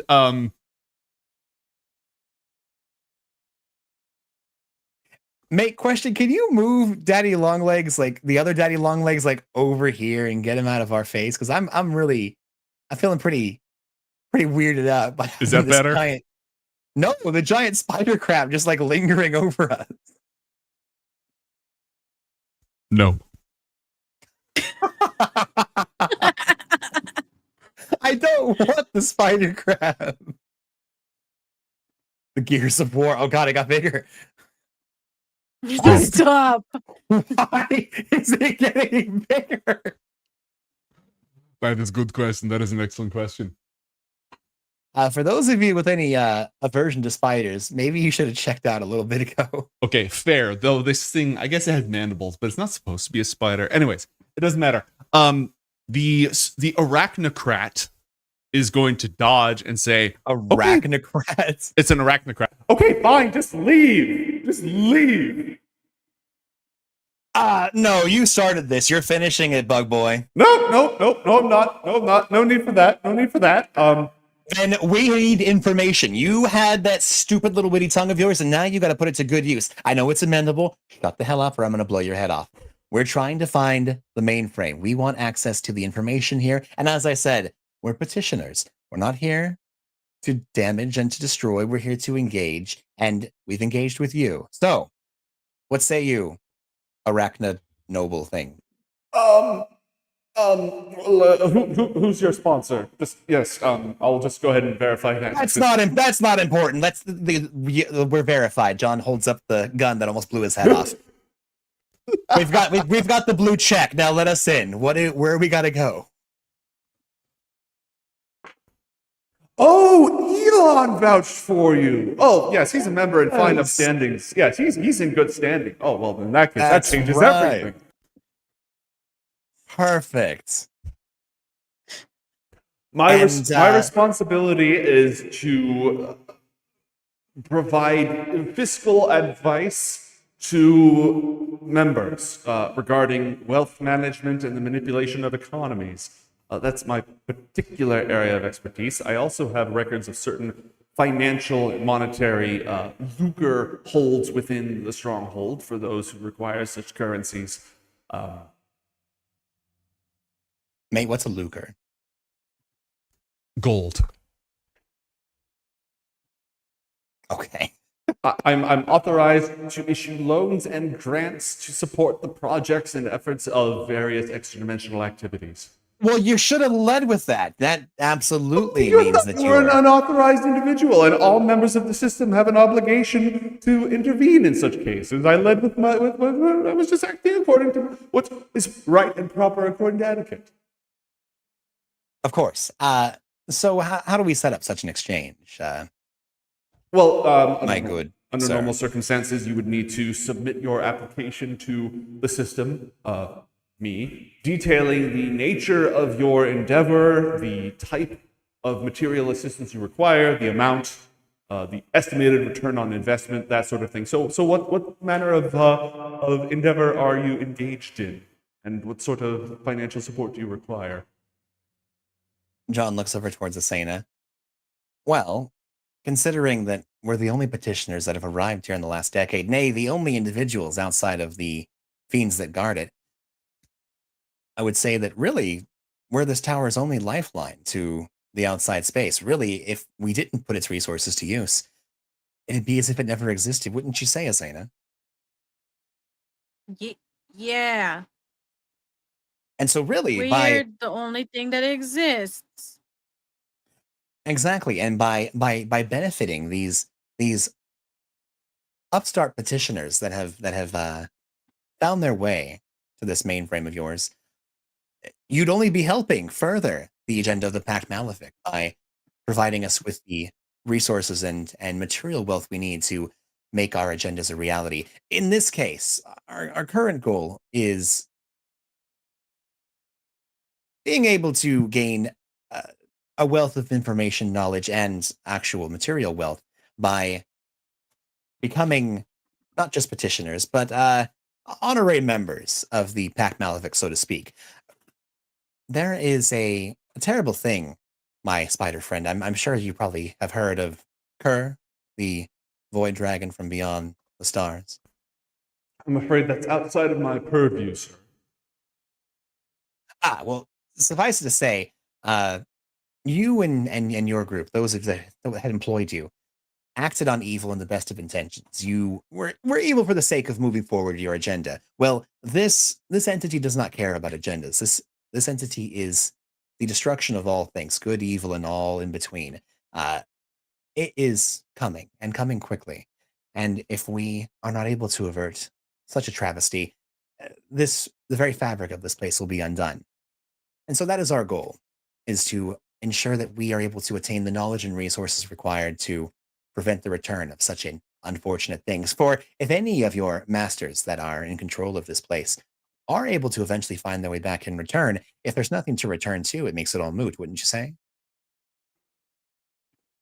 Asena, I want to make it clear that you're included on these psychic communications before I proceed. Okay. You're saying a lot of things, sir, but none of the things that you're saying are questions on the form that I need you to fill out. Whatever the largest withdrawal that can be made for any given situation, that is what we are currently pending. What is it you need us to submit? World in question, upon which the project is to be enacted. Well, Asena, what world do you think we should submit as part of this application? I only know a limited amount of worlds. No, let's just pick one. What's your favorite? Is anything bad gonna happen to this world? Probably not. I mean, Well, with our financial technically- assistance, I would think so. I don't get Technically, it. something bad is going to happen to every world, Asena. If we are not able to stop the dread void dragon of Kur, everything is going to be erupted and inexistent. So it really doesn't matter which one we pick. There we go. Beacon it is. Oh, Beacon! Magnificent. Okay, yes, excellent. It's been quite a while since we've had any requests come in there. All right, yes, Beacon. So, I believe the technical term is Castalla, but that's neither here nor there. Please specify the nature of the project and how the funds will be used. We're gonna get Circe a better ray gun.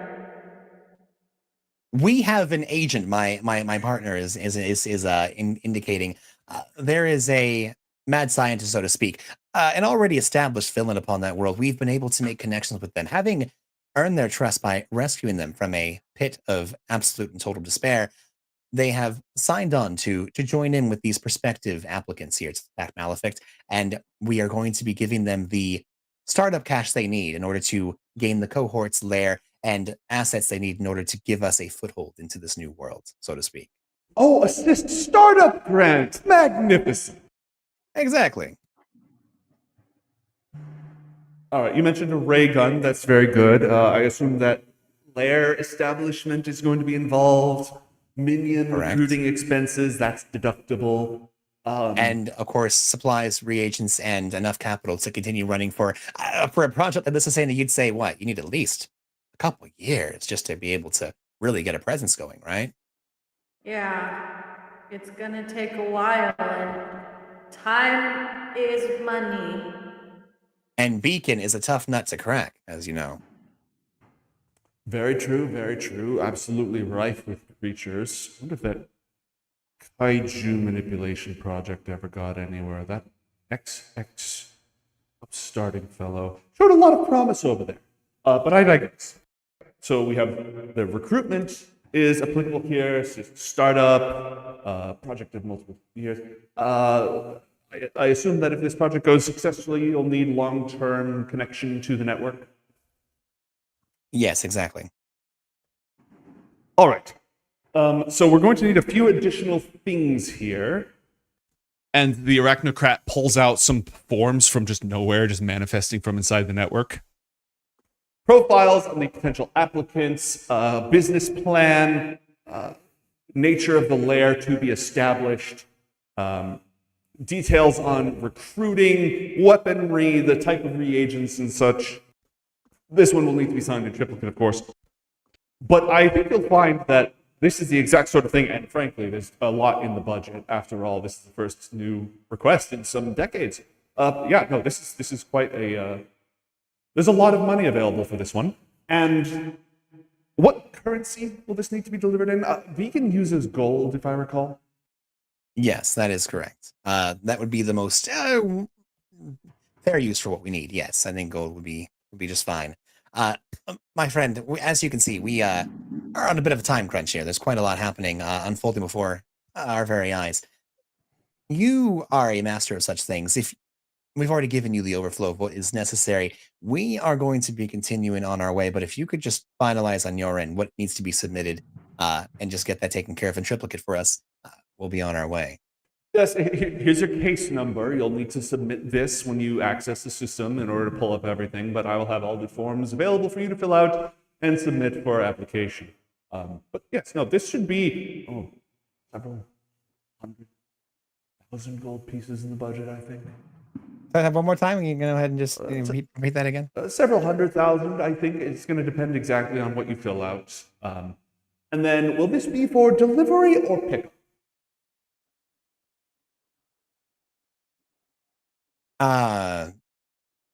Actually, it's going to have to be delivery, or it's going to have to be pickup. But yes, the network is I was going to say pickup responsive at the moment. But yes, I'll go ahead and have this set up for pickup. But yes, I think there's quite a bit in the budget for this one. And ROI reports, of course, you want to fill those out. But there's, this is a speculative nature. The pact understands that, of course. And as these forms begin operating and John's looking through them, how specific do we need to get into this, or can John just kind of very quickly and I'll let you roll a bureaucracy check for this of some kind. Yeah, thank you.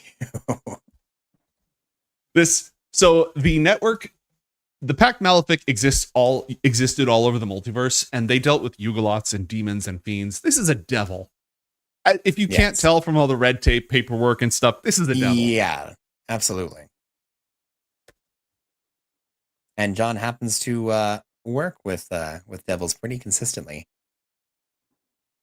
As John begins looking through this bureaucratic contract, having recalled a very similar, not in terms of function, but at least in setup that he made with Gorgamoth not too long ago, John's going to find out if the Pact Malefic has any connections with the Queen of Avernus, and if any special considerations are given to their champions. No special considerations, but it is definitely a point in your favor. Like if you're applying for, it's like applying for a student loan. That absolutely counts as an extracurricular activity. Okay, that's gonna look good on your thing. Yeah. definitely going to list that. And how long are you willing to spend in game time filling out this stuff right now? Because again, you have a case number, so if you access the gargoyles later, you can pull up all these forms. Okay, so you're saying you could now. You could download the paperwork and then submit it later. Yeah, let's do that. All right. Add Spider-Man bureaucracy paperwork to your inventory. Except Okay, it's an infernal PDF. Thank you. Okay.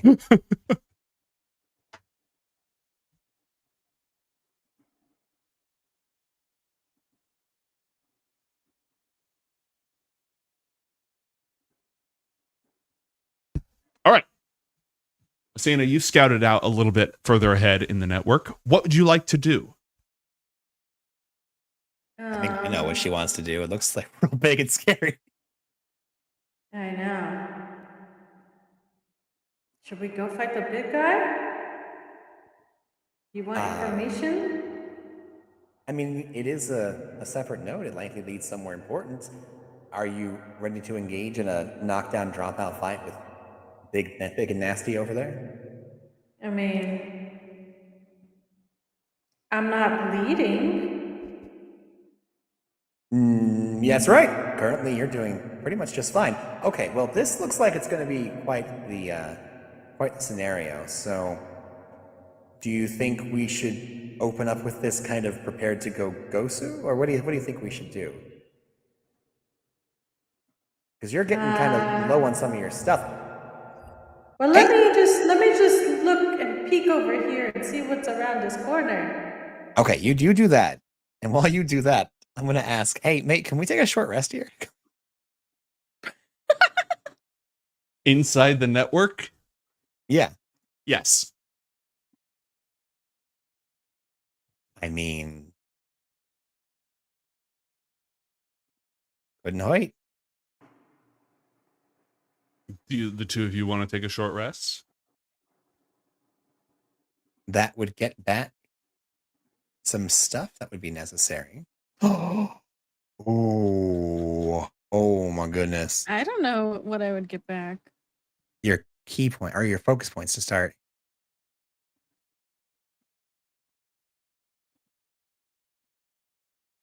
What are you thinking about? Well, I just found one of my greater seals. I just found some red barrels by this guy. Yep. Yeah, you did. This big, gigantic, scary thing seems to be occupying a weapons control node of some kind, and it's somewhat damaged. It seems to have some instability in the network, which takes the form of glowing orbs of red light floating around the area, which, if hit, will explode. But they're digital red barrels of arcane mana digitalness.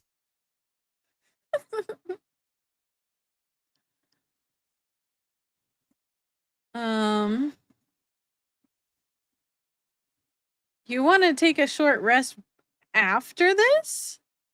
Yeah, sure, we could do that. Yeah, we could just go bananas on this, and if it doesn't go well, we can. Yeah, let's do that. But first, I think to give us the best chance possible, let's hunker down, and if you can give me just but a moment, I'd like to give us just a nice, well-crafted advantage. Okay. Mate, I'm going to set up a warding seal. Okay. Talk to me. So John has a seal that he is able to place in order to protect an area. Mm-hmm. He's basically just going to walk up and again, as quietly as possible in order to make sure they're in this node. He's going to set up right in front of our node or on our node, because this thing has to, this by your rules, it has to find us and then come get us. So yeah, right where we are when these things come, because this thing will leave its node to come get us, right? Not necessarily. If you attack it, the battle doesn't necessarily have to happen inside of your node or its node. Okay. They sort of connect to each other and form there's a connection, and the two nodes can now attack each other. Okay, God, I see. Yeah. Effectively, if you think of it, the nodes are like, you can move from one to the other, and as soon as you establish contact, you have an attack range of one node at any given time. Okay, so in that case, if I was to set up, for instance, let me just grab that for you here, a Can you show? Yeah, a warding seal, Mhm. where I'm able to ward an area. If I put it in the highway between two nodes, that way, if a creature tried to attack through the highway to get to the next node, it would activate the seal, right? You could only activate it on one or the other. But if you're in this node and you attack, and now the two of you can attack each other, if it attacks you, you would be protected by the node, by the ward. That's what I'm going to say. I do. Yeah. I do that. Then I do that then. Okay. And John is going to further activate one of his two greater angelic seals in order to do this. So it is a greater warding seal of screw the fiends in this place. Okay. They can't physically cross it, they can't cast spells across it, and they can't project their abilities across it unless they succeed on a saving throw. And if they do happen to succeed on the saving throw, then they take 66 radiant damage and automatically fail further saves against the ward during that time. Wow. Damn. Okay. Move yourself up into that node, and do you want to poke the mecha bear? I think we want to poke the mecha bear. Okay. How do you poke the mecha bear? Is it me or is it John? This is I a question think to the whole party. what might be a good idea is if we try to set off those red floating nodes that to get this thing's attention, if we just kind of explode it in its node and remind it that we're here and kind of goad it into trying to fight us through our seal. Does that sound good to you? Sounds good. How are you gonna do it? Oh, I have a big gun. That's how I was planning on doing that. Okay, well. Then after we set up the seal, John is going to inquire. Asena, quick question. Which of the angelic seals would you like upon your form? Right now, I currently always have the recovery seal on you. If you're worried about your wisdom saves, I can try and cover you with temperance. Although if you want to try and get any temporary hit points back, I can ensure that I use a greater seal of glory on you to where at the start of each of your turns, you'll gain a bunch of temporary hit points. If you're planning on getting into a knockout, dropout fight with Big and Ugly over there. Or we can hold on to another greater Well, seal. I feel in like case he's we need it gonna for be later. really easy. You think so? Yeah, let's just hold off. Okay. Well, then let's hold off. John's going to go ahead and leave the seal of recovery on Asena just in case. Okay. Ever since I'm going to need to log off soon and end this session. Is there anything I can do for you before I log off?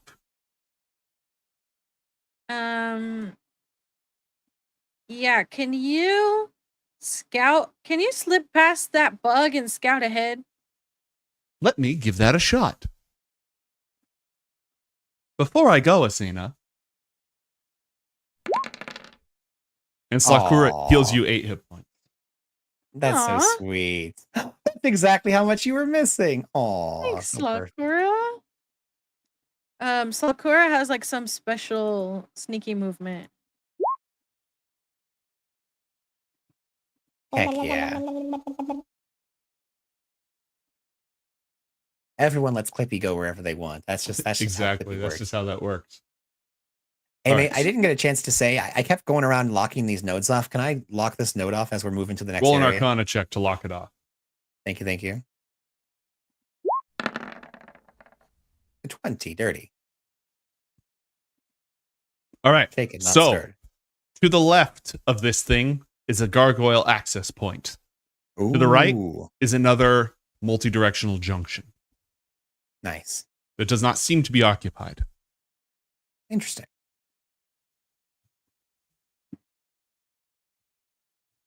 Cool. Okay. At least we know that. How do you want to poke the bear? Drive me closer. I'm going to hit it with my sword, and by that I mean I'm going to shoot the not red barrels that are surrounding it. Okay. Roll an attack against the not red barrels. Hey, wait a minute. Actually, Asena, you have an ordnance. Why don't you just use your ordnance gun? What's an ordinance? You have a siege cannon. You could explode everything in that node. Well, yeah. I mean, you said you wanted to shoot it. Yeah, but you wanted to poke the bear. I set up the seal. You shoot the bear, and we're good to go. That sounds great to me. Okay. Also, what if it gets we're in a mad and you weird need space. to- I mean, heck, I'll just shoot it here. John just takes out his gun. He's gonna shoot a node and then start shooting the creature. Okay, roll the attack. Okay. This is gonna be from the. I guess we'll do the variable element blaster. And John's gonna set it to overheat mode. So salted. No. 31. Okay. Blam, you're shooting at a barrel. Something that's definitely not a barrel, right? Yeah, something that's definitely not a barrel. Exactly. Okay, let me get the armor class of something that is definitely not a barrel. It caps at three shots though, right? Yeah, so I'm pretty sure you get all 3 extra hits. Go ahead Extra and- or total?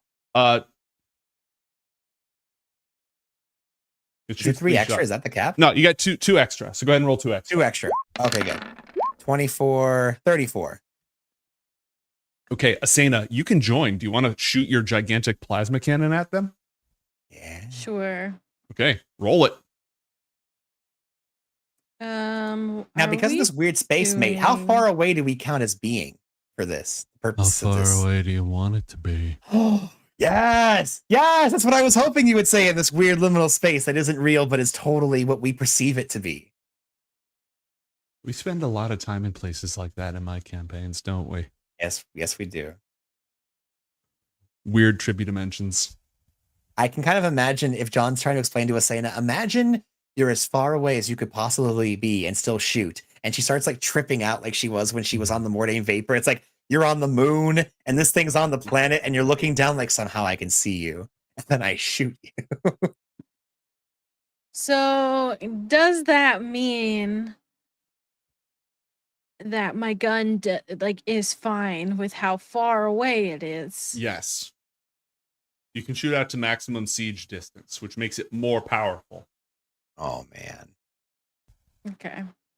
Oh, mama. We've never got to see this gun at its full capabilities yet. So am I doing siege mode? Or shoulder cannon +1 mode? XP. You can do siege mode if you want. Okay. And doesn't it get like extra damage based on how far away it is or something? The explosion Oh, radius God. increases. The explosion radius. Oh, okay. Right. So from 500 feet to 1 mile, it's a 60-foot radius. Oh my god. Which So in it this blows up abstract all the space, barrels. yeah. So they all simultaneously explode. The two of you Yes. unleash a barrage of just gunfire and stuff, and then these red glowing hot spots in the network burst, and the chains and barbs inside this creature get grabbed by these turning points in the network, and it starts to just unravel the thing. Oh, spaghettification. Warning. Entity containment system critical failure. Entity containment failure. Warning. And somewhere deep inside the fortress, as the network sustains critical damage, seals within a vault, burned into the floor, holding unspeakable horrors in stasis, flicker and go out. And for the first time in centuries, slavering things with no names stir in the depths and emerge, hungry for the flesh of intruders. Which obviously means that our episode has come to an end. So, hey, stick around, folks. Stick around. Coriander right after this.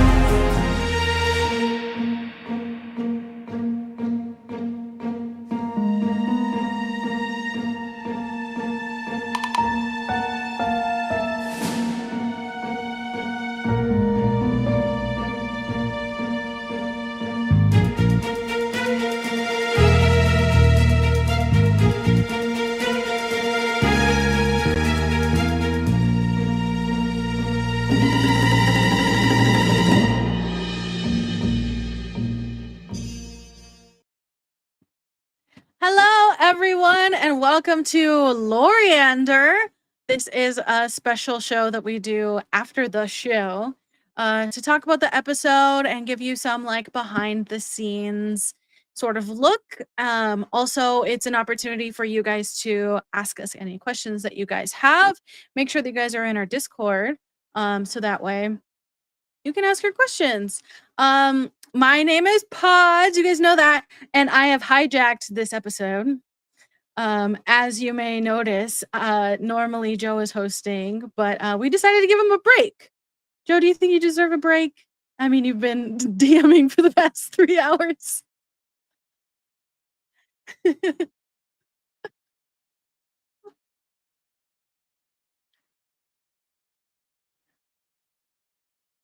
What did you do?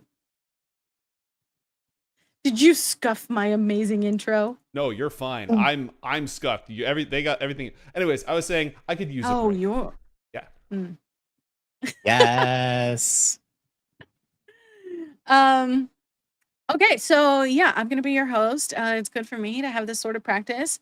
Matt, let's start with you. How are you, and did you have fun this episode? I am doing very well. I actually had a blast, and I want to make just a quick announcement. We, with that scuffed intro from Joe, have now hit our 100 scuffed experience points for Coriander. So, yay! I've been keeping track of it since the start. No way. Yep. It's been concurrent. We've had, for the last about 10 sessions, we've had the same number as the episode, but today we had enough of them drop where we surpassed it, and now we've hit 100. That's crazy. Joe, do we get to like cash that in for anything? Well, I mean, how many more do you need to hit level 12? Well, now hold on a moment here. You can have all those XP. I'm fine with you keeping all that XP. You can have it. Wow, thanks so much. Only 36,000 more to go. Oh my gosh. Joe, how are you, and did you have fun? I always have fun with you. I'm doing well. We had our fundraiser for East County Animal Rescue over the weekend. That was a big success. We raised $3,000 for medical supplies, trap neuter release, foster care for cats. So I'm super happy. Awesome. That's amazing, by the way. Congratulations. Thank you. Would not have happened without the community. Very true. I personally am doing really good. I thought this episode was really fun. Particularly the first half of it, and I'm excited to go over it. I will be at GCX this weekend in Orlando, Florida. So if any of you guys are over there, hit me up. I'd love to hang out. But let's dive into the episode. One thing I want to do is touch on some memorable moments where we felt like it was just like really cool stuff that happened. So I have a note here. We should talk about me flirting with Anonymous. That was out of left field. That was out of absolutely nowhere. That not for me. I was just doing what the cards said. I mean, you know, it was like you were getting a tarot reading, but chat was the deck, and you were the one flirting with the fox demon. Here's the thing, like, I think the Streamloots integration that we have is so cool, and when somebody from chat plays one, like, I want them to feel like they actually got to affect the campaign. And so as long as, of course, you know, we still have autonomy over our own characters, so we're not going to do something that doesn't make sense for Asena, but like, I don't know, I worked it into the moment. It was an interesting tidbit about Asena. It tells us some things, and it is going to have an impact in the future. That was actually my question, was like, without giving like too many spoilers, do you think that like Anonymous is going to like pay this back? Is he going to remember? Like, what are you thinking? I think that the next time you leave and come back, the two of you are going to get very different. Interesting. I've already Well, started I thinking guess up we'll some just- dialogue. We're We gonna can have see to that- like make notes of that. What We was can that, see Matt? that Anonymous has a very different reaction to Asena flirting with him than John flirting with him. Definitely went much better for you this time around. You know what I thought was very interesting? We've joked about this in the past, especially considering almost everywhere we go, especially when we had Beatdown with us. Asena was always making shipping jokes about all the different characters that our characters would be able to get involved with. But whenever we would try and turn it around on you, it was a very easy deflect for like, oh yeah, Asena doesn't really think about things that way. And it's really interesting that the first time we see Asena have any sort of moment with another being, it makes sense why you were raised by wolves. I mean, obviously there is apparently some sort of attraction to a lupine or canine style individual, I think. Oh my god. I thought it had more to do with the way that he hates John being the You know what? I don't think factor. Asena hates John. Asena's been pro John ever since the beginning. She doesn't hate, but like You hate John. No, hate John. no, Hey, she look. doesn't hate. I'm the middleman here, all right? I'm an impartial observer. Okay, I wouldn't say impartial observer, but you're partial to one thing, and that's screwing over John. That's what you're partial to. You imp. That's where the imp comes in. You imp partial. I do it out of love. I know. I love it. I don't think that Asena was flirting with him legitimately. It's more of like a power dynamic. Like, what can I Yeah. use to my advantage? It's a But power you can thing. tease all you want. You're John gonna didn't even have to see get it. it. No, you're gonna have to get it out of Dargan, I guess. Exactly. No, John didn't even see it. He has no idea it even happened. Right, because Dargan's understanding of relationship dynamics are going to convey that nuance. Dark is just be like, oh yeah, if anything, like Asena almost ate Anonymous. I'd be like, excuse me? That's the only way I can see what happened there. I don't know why she didn't eat him. He looked delicious, but maybe she's just the saving him for Guardian? later. I don't know. I think we need him. Need him in my Okay. belly. That's Oh my god. Another moment that was really cool that we wrote down was unexpected consequences of our actions, like stuff that we Yes. don't ever think about. So yeah, there was a moment in the episode where a gnome farmer and his little hut in the field got exploded by a star that we deflected. How do you guys feel about that? So what's funny is this is not the only world where gnomes inhabit destroyed remnants. They're in Pyre space where Perianth and Quelia and all that stuff is. There is an asteroid outside the inner planets called the Chain of Tears, and it used to be the gnome homeworld. So gnomes in that like reality, they have no homeworld. They just sort of build junk ships and fly around scavenging things. Pen Kobold, right?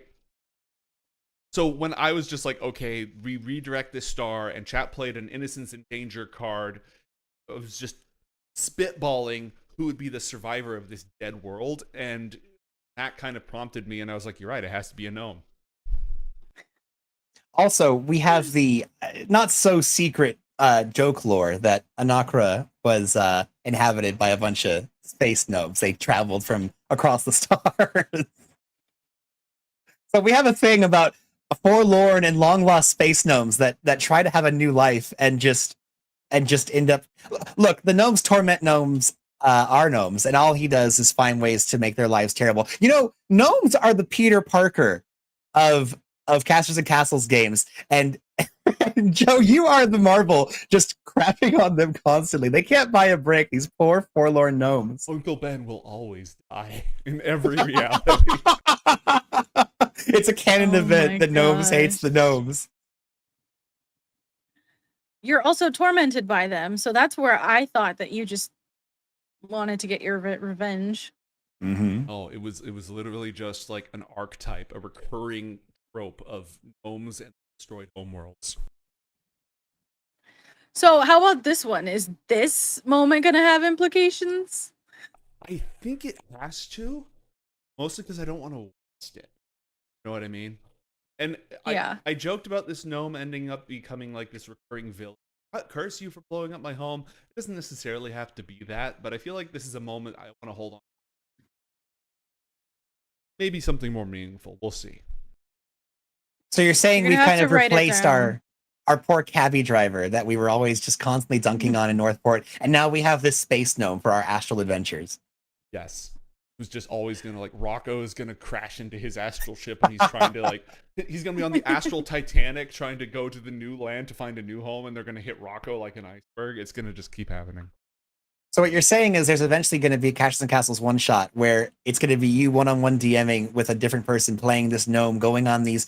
There's going to be a series of unfortunate events where this gnome is trying to just get a better life after the destruction of their home world and are just constantly getting into the misadventures of John and Asena. You know what it has to be? It has to be a team up. A lower decks team up. The cabbie, the gnome, and some other characters who just keep on like running afoul of you and your adventures. Just Oh one my shot. gosh. It's perfect. They come back as the big bads. All of them led by Gilbert. There we go. Put Gilbert in charge. Okay, so the reason why the gnome got exploded was because I think Walking Armory played a battlefield damage card. You had me roll, Joe, 1d 100, and I don't know what goes on in a DM's mind. Maybe some people in chat do, but I'm sure that there's other people like me that don't really know what's happening. When I'm like rolling for the 1d 100, like what are you referencing? Is that where the star came from? Like, can you give me some insight into that roll? So there's a bunch of different things that I use that. One of them, the most common, is just a percentage chance, right? So when you go through a portal that's in a state of disrepair, I do some numbers on the back end based on, I have a supplement specifically for portals and stargates. It has all these sorts of rules about how stable they are and what the chance of a malfunction is. One of the D100 rolls. The other thing where you commonly see D100 rolls is when you have a table full of fun, terrible things that happen. A lot of like random encounters, for example, when I roll to see if you meet anything horrible in the astral plane, there's a percentage chance of a random encounter, and then if one happens, I have a table that's a 1 to 100. It's usually for a percentage or one of those. Cool. Thanks for letting me know, because I don't know. It looks like we're having a volume problem with either I'm too loud or you're too quiet. It's one of the rarest problems of my life. You're like, I'm not in charge. I'm just gonna lay back. Yeah, I stopped paying attention. Like at the moment that I said we'll be back shortly, and I pressed the button, my brain just checked out. My brain also checked out because we were supposed to do a recap of the episode. Yeah, I'll have to. And record we didn't. That. Okay, so do you want to do it at the end? Do you want to do it now? I think the end is maybe easier. Yeah, we can do it at the end. Yeah, just like we hit the end, we'll do it there so we can clip it out. Okay, cool. Speaking about other roles, we seem to have a trend of natural ones in this episode. That was really weird. So let's roll 20 talk about that. John, you rolled a 1 on an Arcana check. Every single time. The only time I didn't roll a natural 1 was when I used a luck die to reroll, but literally every single time it was a natural 1. And it was like a really important moment, right? I mean, every single time that it was called upon, it was either investigating what we could know about these fiends or activating some kind of magical matrix. And after the very first time it happened, I realized I think that the ghost in the machine is talking to me. And rather than, I feel like on the show, we're always so scared of rolling ones. It's one of those things where whether you're rolling an attack or trying to make some kind of check, the natural 1 is just the absolute enemy of let's not let this stand because it means that we failed. It means we didn't do well. And normally I fall into that trap as well. If we can't let that happen, I've got inspiration. I must avoid that 1. But this episode, I decided to lean into it. I thought, you know what? There's this thing that everyone knows the internet called the epic fail. And I feel like, let's see where that epic fail takes us. We can either just try to use inspiration and burn our resources and see where this could take us. And John can know everything, or we can figure out the best way to do something. But if I fail, that means John has to rely on Asena, which is, I think, makes for a better situation. Or Joe gets to pull in these heinous and unrelenting reactions that we have to respond to. And it wouldn't happen if it didn't get that natural one. So I think sometimes it's nice to fail forward instead of just trying to constantly succeed. Actually had some Yeah. people in IOP Academy specifically request that I give them a chance to narrate the results of natural ones and natural 20s. It's one of the things that I sort of do instinctively, but if you, the players, have a creative idea for what you want to happen, it's going to make the story a more interesting place. Please feel free to say, "Ooh, can I do this one?" I gladly let you take it. I want it. I think I've done that before, but it is interesting, right? Because if you roll a 20, you know, the the phrase, right, is like, how do you want to do this? Would you say the same thing? Like to Yeah. prompt, like, Yeah, absolutely. Absolutely. On a natural one, it should be, how do you want to do this? And Yeah. I can always find a way to make the situation worse in an interesting way, but I'm not going to think of the same things that the players are. You know, either it'll be funny or it will, like if you've got a plot line or a character weakness or flaw that you want to explore and you want to tie that into a natural one, you're going to do stuff I won't think of.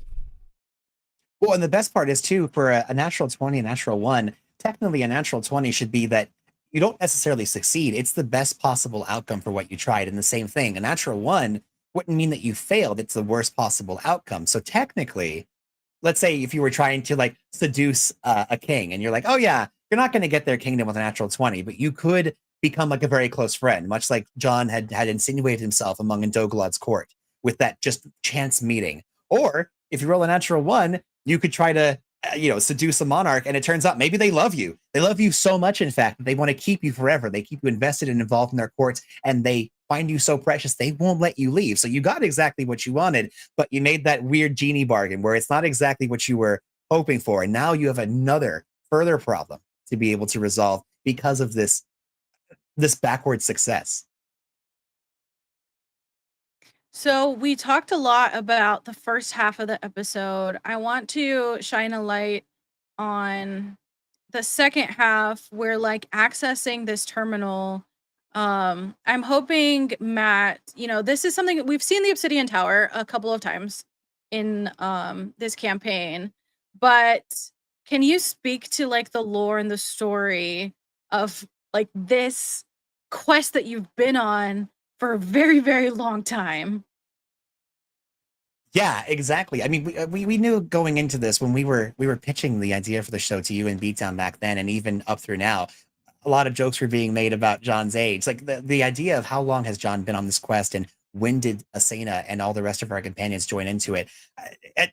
Nailing down the exact time frame has been something we don't want to fully maybe quite commit to on air unless we're really prepared for it. But suffice it to say, it's been about a decade that John's been roaming around the multiverse trying to find his way back home, stop Kor and all that. And so during that time, you figure over the last 10 or so years, he's been coming back to this tower, not once, not twice, but numerous times. We've been here a few times just in this campaign, but in the backstory of John's adventures, he's been here dozens and dozens of times. And every time he's nearly killed himself trying to uncover one more room, another area, or even trying to get into this vault of knowledge that are held by these weird gargoyles that are able to somehow ascertain these dark secrets from across the multiverse. And so for John and Asena to be able to use their magic, their technology, and then their psychic will, it really shows that from when John first started out, and even Asena, when we were first on this adventure, we were kind of Nephilites. We were plucky multiversal wanderers. And now we've proven that we are not just that. I mean, Asena went from not even knowing how to utilize her power to now we're using your astral transportation to be able to move across the worlds quicker and frankly safer than ever before. So this really shows how formidable our party has become to be able to tackle these tasks that have been previously insurmountable. It's very exciting. To me, in my mind, like, I don't know why the Obsidian Tower is kind of like a checkpoint for me. Like, this is like where we get to save. That's how I've always seen it. I've always wanted to turn this place into a into a campsite or a fireplace, like in Dark Souls, where you finally find your fireplace and you can take your rest. Obviously, a terrible tower of malignant intent doesn't really seem like the place, but a lot of people I think would look at us and say maybe we don't seem like the heroes that are going to save the multiverse, but here we are. So interesting people keep very interesting bedfellows, and ours seem to be a not so silver fox. So, we knew we were gonna go to the tower, but we didn't really necessarily know we were gonna go in the terminal. Joe, I'm hoping you can shine a light on what that's like for a DM to just have to whip something up and like talk to chat and pretend like everything's totally fine. Off. I think one of the things that I try to do is not pretend like everything's completely fine. Because this is not the first time this has happened in this campaign. When you went to the Deep City, I didn't have that stuff ready. I was just like, okay, I guess this is happening. I find in some ways I do my best work when I'm improving, but when I'm improving from something that I understand. Mechanically, sure, but very much thematically. Like, I know in my mind what the tower is and how it works, and I never expected you to go into this magical cyberspace, but there's a trick in DMing. The best way to be spontaneous is to be prepared to be spontaneous. And it sounds like a paradox or a misnomer, but it's not. I spend a lot of my prep work time not focusing on what's going to happen next and what's the story going to be, but focusing on characters. Like, what is this character? What are their powers? What do they want? What is this place? How does it work? Building my toolbox. Coming up with new NPC stat blocks. So if you go off the rails in Northport and I need a greater ninja, I already have a greater ninja. And so the more time I spend preparing my tools rather than laying out railroad tracks, the easier it is for me to adapt to stuff like this. And I love when this stuff happens. It, nowhere else but tabletop, right? Like, you can't do this in a D&D game, in a computer game. Just go somewhere that the programmers never built. It's part of the magic of what makes this so cool.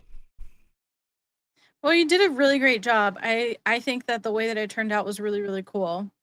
And the idea of like you accessing information from different nodes and like the information not being in there, but you have to access it. Like, my computer science brain was just like, this is super nerdy.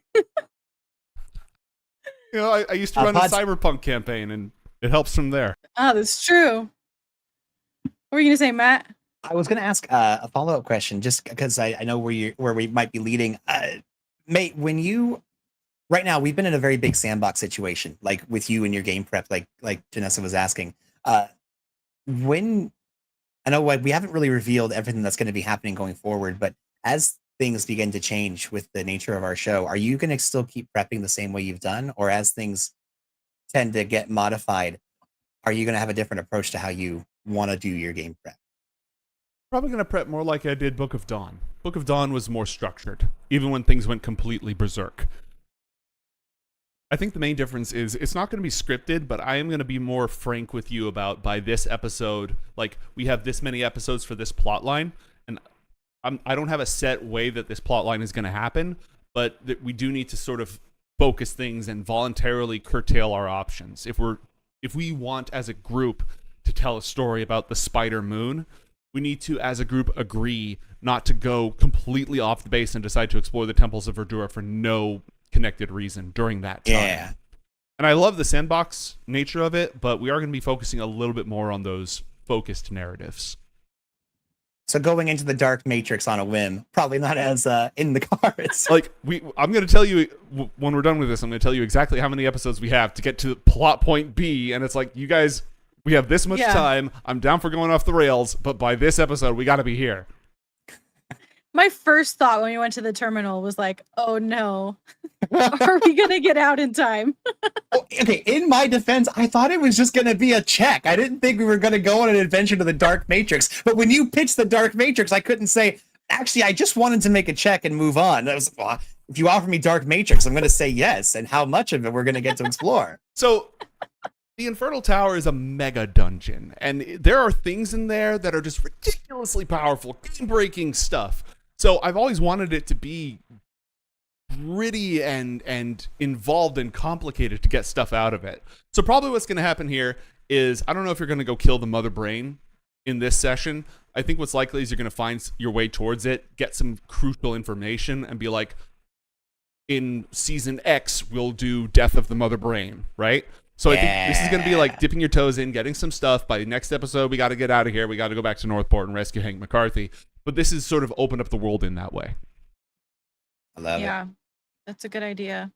Maybe we can just like get a little shortcut so we can skip to where we left off. That's a good idea. Maybe we just cheese it and Yeah. go, man, remember that big crazy thing that we unleashed and it was all mouths and teeth? Good thing we found a way to get out of that. Woo! You're right. You're right about that, Asena. Maybe next time. Okay, so we have about 5 minutes left, so I didn't leave a ton of time for questions, but let's get through a couple of them, just sort of like rapid fire. Walking Armory asked this question to Matt. What were John's parents like? So John's parents, getting into the deep lore of it, were obviously, this is a fantasy character, so not typical.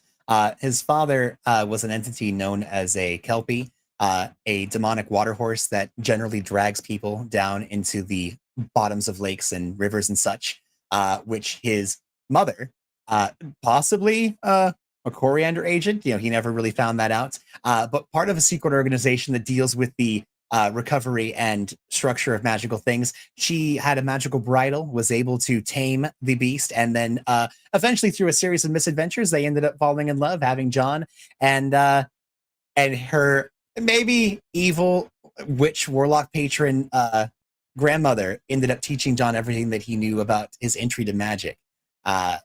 But he, unfortunately, as a child, one day he was off at school, returned, and they were nowhere to be found. He had lived with his grandma after that until he moved to Boston, went to college, and got sorted out with all of the crazy madness that you see before him. Whoa. That was a good question. I did not know that about John. His dad was a magic water horse, Yeah, it is. No big deal. Question for you, Joe. Oh, this is also from Walking Armory. I was not supposed to choose two from her, but whatever. Which NPC was the most fun to build out? Gil Wargus. Actually, no, Manda from the same world. Like, I love the Lacunas Dragoon characters because I get to use all the sci-fi stuff. Like, Gil Wargus is a incredibly high-level techno paladin, and Manda is a crafter from I think it's Mage Hand Press. So it's third-party nonsense stuff. I just love that. So I think a lot of the Lacunas NPCs, with those two in particular, are my favorite because I get to play with my whole box of toys. I feel like you have a really strong grip on who Manda is, so I'm like not surprised by the answer because every time like you get to jump in for Manda, you're just like really know what she's about. And she's like a side character, right? It's just there's certain side characters that I don't even care if they take a main role, but they resonate with me. I get them.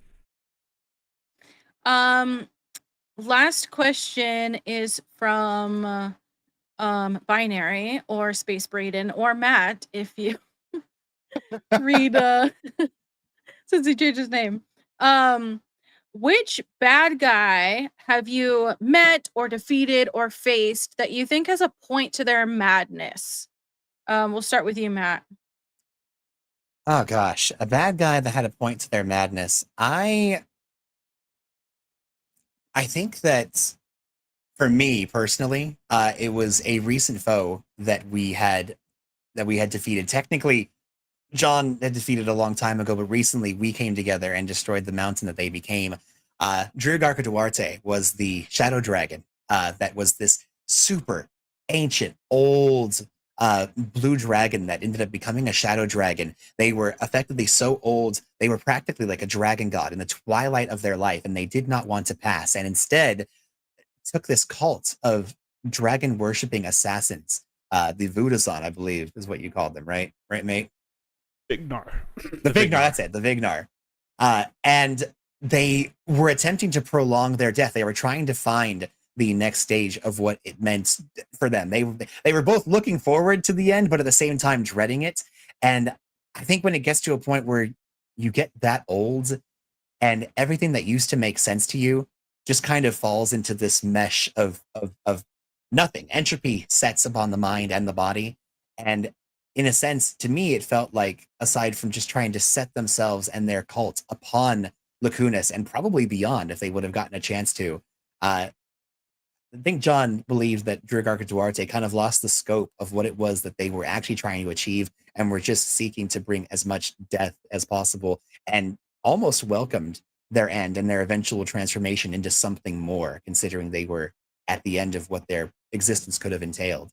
So that character resonated a lot with me, and I was really glad that we had a chance to revisit them on the show. And how about you, Joe? Okay, is the question a villain who's been defeated or just a villain? It's either met, defeated, or faced. I can't tell you. Oh my. Stop! I can't tell you. As a That's so fun. Oh, there are some secrets that are going to blow minds. They've been years in the work about certain characters. gosh. Don't get too sus. But I will say Hana from Yokai Blossom, actually. Oh, Because yeah, that makes sense. Yeah. A lot of That makes characters, sense. if a lot of the characters who I think have have reason behind what they do, they're not even villains to a certain degree. Like, the first person I thought of was Prince Casimir. He's not a villain, but he's definitely somewhat morally gray. Like, he has his own agenda, and a lot of the people I thought of were in that bucket. But Hana, who ended the Steel World by initiating the Bloom, did it to avoid an apocalyptic event. It caused a lot of damage, but I see where she's coming from. That's a really, really good one. I did not know how to answer this question, so I was just gonna say that old crocodile alligator. Big Susan? Big Susan did nothing wrong. Big Susan did nothing wrong. That's why Actually- we turned her to the good side.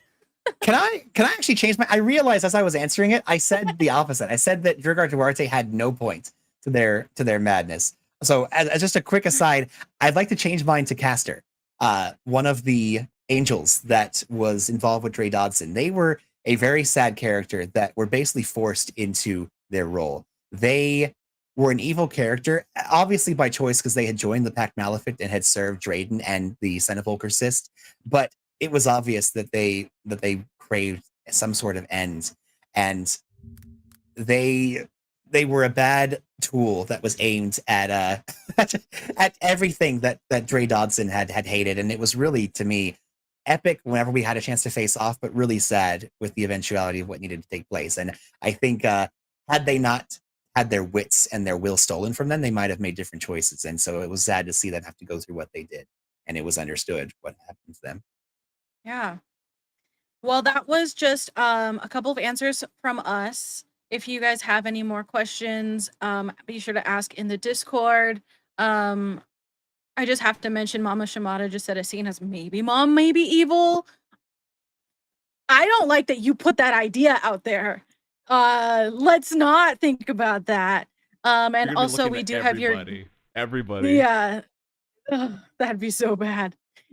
Evil we do John, have yeah. your goose question, which we will get to next time. I'm gonna save these questions that we didn't have time for.